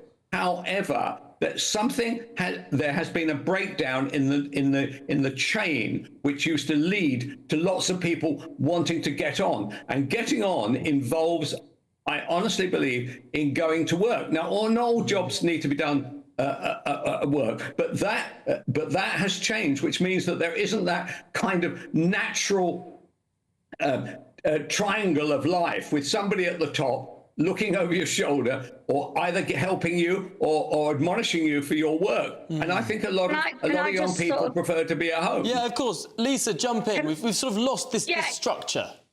Yeah, but look, I started work at 16. I worked in a factory called Pretty Polly. We made tights. That wage, even though I was I worked there for 11 years, the wage gave me a decent living. I was a young woman. We were on piecework. I worked hard. We got a decent wage. The problem is now is those sort of unskilled labour, that it doesn't give you a wage that offers you any dignity. You can't, if you're a full-time worker in a warehouse on minimum wage, you will not even be able to rent a property. Never mind buy a property. You won't even be able to afford to rent one. So I can kind of understand the sort of misery that's sort of dropping on people. I sometimes feel it. I'm a 56-year-old woman. I honestly don't think I will ever retire. I don't think I'll ever be able to afford to retire. Good. So I think the people at the other end, the young people who are going, hang on, I'm working full time. I can't even afford to get a flat. Well, I'm afraid we have can I just run out of address time. that? Kelvin, we started with you. We finished with Lisa. We're going to have to get you both back. I love it. It's the Mackenzies. So thank you both to Lisa. I do like Kelvin. Cheers. Well done. Well done, Lisa. Bye-bye. Well, coming up, much more in that surge in social care abuse. It's a scandal. You won't want to miss it. Don't go anywhere. Britain's newsroom. Weekday mornings from 9:30. One more story in. Milton Keynes, absolute chaos in the city. 300-odd youths arrested or at least involved in a stampede. A stampede. Yeah, what's been going on? A stampede through the... there we are. This is the video. So this is a stampede through a shopping centre in Milton Keynes. I think, Amy, you live there, don't you? You live nearby. For those on radio, we can see literally hundreds, scores of kids. I think there are about 300 kids. Are they in school uniform? Yeah, quite a few. This is as they've broken up from school, presumably. Security tried to intervene. They've been accused of being heavy-handed.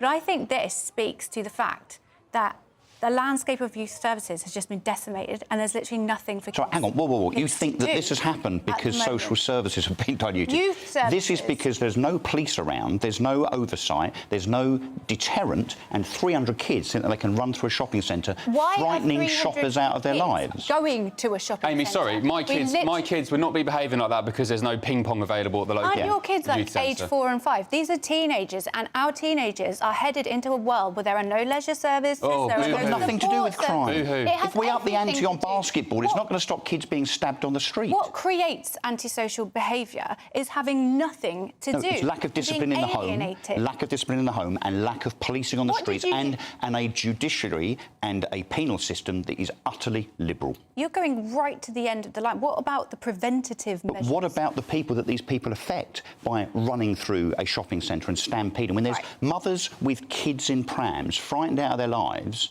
and we're worried about the social services aspect I'm talking about that's perhaps led to it. You're talking about stick, right? Yeah. So how long does your solution take to resolve it? Mine takes about 30 seconds. More police, bang them up. Yours... Russell, should parents be fined? More police, bang them up. Absolutely. And the kids should be taken to task. Every Sunday from 11, join Michael Portillo. There'll be topical discussion, looking at the week before and the week to come. So kick back and relax at 11 a.m. on Sundays on GB News with me, Michael Portillo. GB News, the People's Channel, Britain's news channel. I'm Andrew Doyle.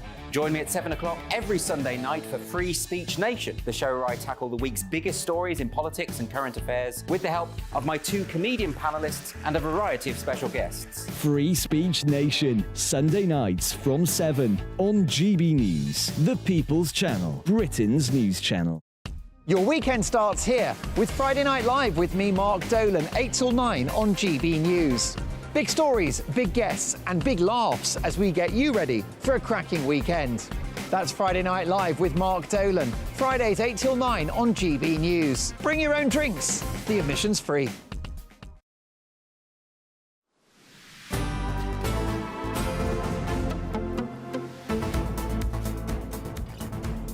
Good afternoon, Britain. It's just gone 10 to 3 now. There's been a tenfold rise in investigations by the government's modern slavery unit, all to do with issues of social care. Now, I'm delighted to say that Charlie Peters is here, our very own investigations reporter, to tell us all about what this is about. Charlie, what's the scandal? Hi, Tom. So, in a response to a Freedom of Information request, the Gangmasters and Labour Abuse Authority, which is the government's modern slavery and labour exploitation watchdog, told us that there were 44 investigations into the care sector last year, up from just 4 in 2021. So, over a tenfold rise in that period. There were 23 the year before and stunningly 0 in 2020. And analysts and researchers I've spoken to since these figures were returned to us have suggested that the link is due to the relaxed opportunities afforded by the health and care visa, which since the Brexit transition period ended in January 2021, there have been over 570,000 recipients. Now, this is unique because just 6,000 were anticipated to pick up this visa and move to Britain and start working in the care sector when the Department of Health introduced it. As you know, Tom, the care sector is extremely under pressure. It relies on migrant workers in order to sustain itself. But those concerns have been raised after this watchdog has announced so many investigations had been launched in the last year. We don't know how many of those investigations have had further action taken. The Home Office weren't able to clarify that when we spoke to them yesterday.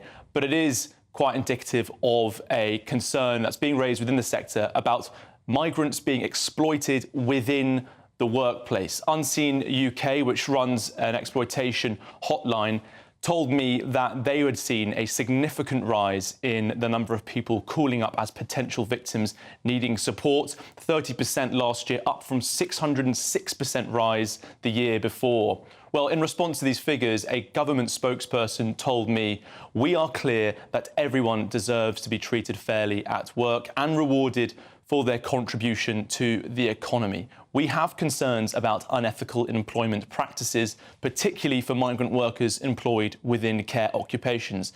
They went on to say that to address these concerns about abuse within the health and care worker sector, providers in England are now only able to sponsor migrant workers if they are undertaking activities regulated by the Care Quality Commission. Now, that statement from the government has come after the former Chief Inspector of the Borders and Immigration, David Neal, found in a report leaked from the Home Office earlier this year that in one case, 275 visas have been issued to a care home that didn't even exist. It's clear that there are many scenarios where people are coming over to Britain to work in this sector and are being exploited with insufficient wages, bad accommodation and bad practices. This is bad for the workers, but many analysts are also saying it's bad for those in care. Well, Charlie, thank you very much for bringing us that. That's it for us today on Good Afternoon Britain. I'll be back on Monday. Back on Monday, as Emily is luckily sunning herself somewhere much more sunny than the United Kingdom is, because it's your weather next. A brighter outlook with Box Solar, sponsors of weather on GB News. Hi there and welcome to the latest GB News weather forecast from the Met Office. Showers today will ease overnight with skies clearing. It's going to turn chilly with a touch of frost in places as higher pressure moves in from the west, but that will bring a fine start to the weekend for many of us. Finally, a period of settled weather. But for the time being, still some showers out there. They're going to ease as they spread south through the evening, and then after midnight, most places will be dry with increasingly lengthy clear spells and lighter winds. That will lead to temperatures falling away 3 to 5 Celsius for many, but close to 0 in some shelter spots. So a touch of frost first thing tomorrow. However, plenty of sunshine from the word go. 1 or 2 mist and fog patches soon clearing from Northern Ireland. And then the best of the sunshine really across Northern Ireland, Western Scotland into parts of Wales and the southwest. Elsewhere it does turn a little cloudier into the afternoon. And we've still got a bit of a breeze down the North Sea coast. That'll make it feel cool, 9 or 10 Celsius. But in the sunshine and lighter winds elsewhere, 13 or 14 Celsius. Very pleasant. There will be some outbreaks of light rain in the far north on Saturday, spreading into central parts. By Sunday, a cloudier day for many, and those dribbles of rain will push into the Midlands by the end of the day, making it feel a little disappointing.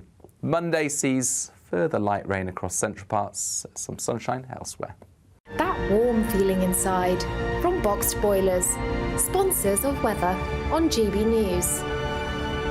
Don't miss your chance to win our biggest prize so far. There's an incredible £10,000 in tax-free cash to spend however you like. Plus, courtesy of Variety Cruises, a bespoke 7-night small boat cruise for two worth £10,000. With flights, meals, excursions and drinks included, your next holiday could be on us. Choose any one of their 2025 Greek adventures and find your home at sea. We'll also send you packing with these luxury travel gifts. For another chance to win a prize worth over £20,000, text prize to 63232. Text costs £2 plus one standard network rate message. Or post your name and number to GB04 PO Box 8690 Derby DE1 9TT.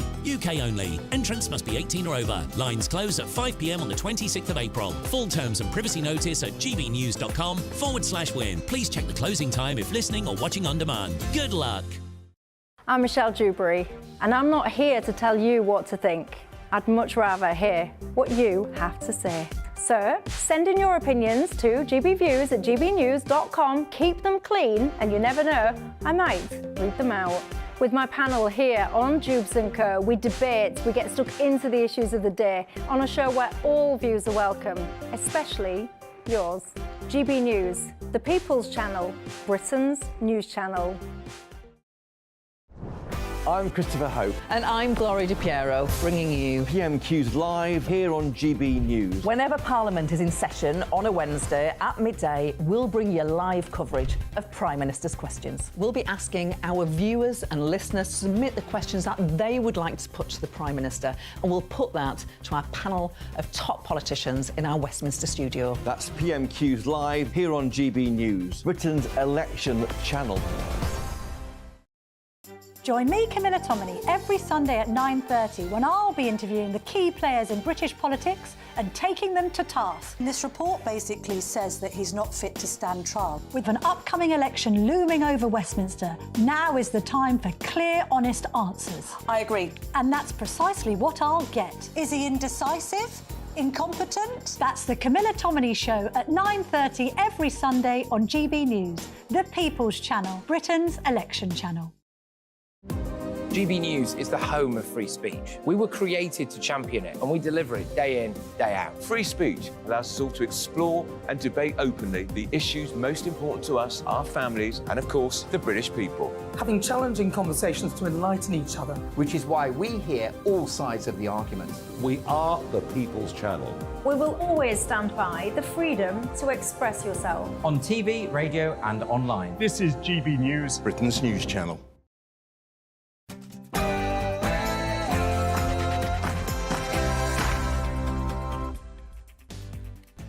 It's 3 p.m. Good afternoon and a very happy Friday to you. Welcome to the Martin Daubney Show on GB News, broadcasting live from the heart of Westminster all across the UK. On today's show, with a staggering 2.8 million Brits on long-term sickness benefits at a cost of an eye-watering £69 billion last year, Rishi Sunak has today promised a clampdown. But is it too little, too late? And we all woke up to worrying news this morning after Israeli missiles apparently struck Iran. We'll have the full story on all the latest.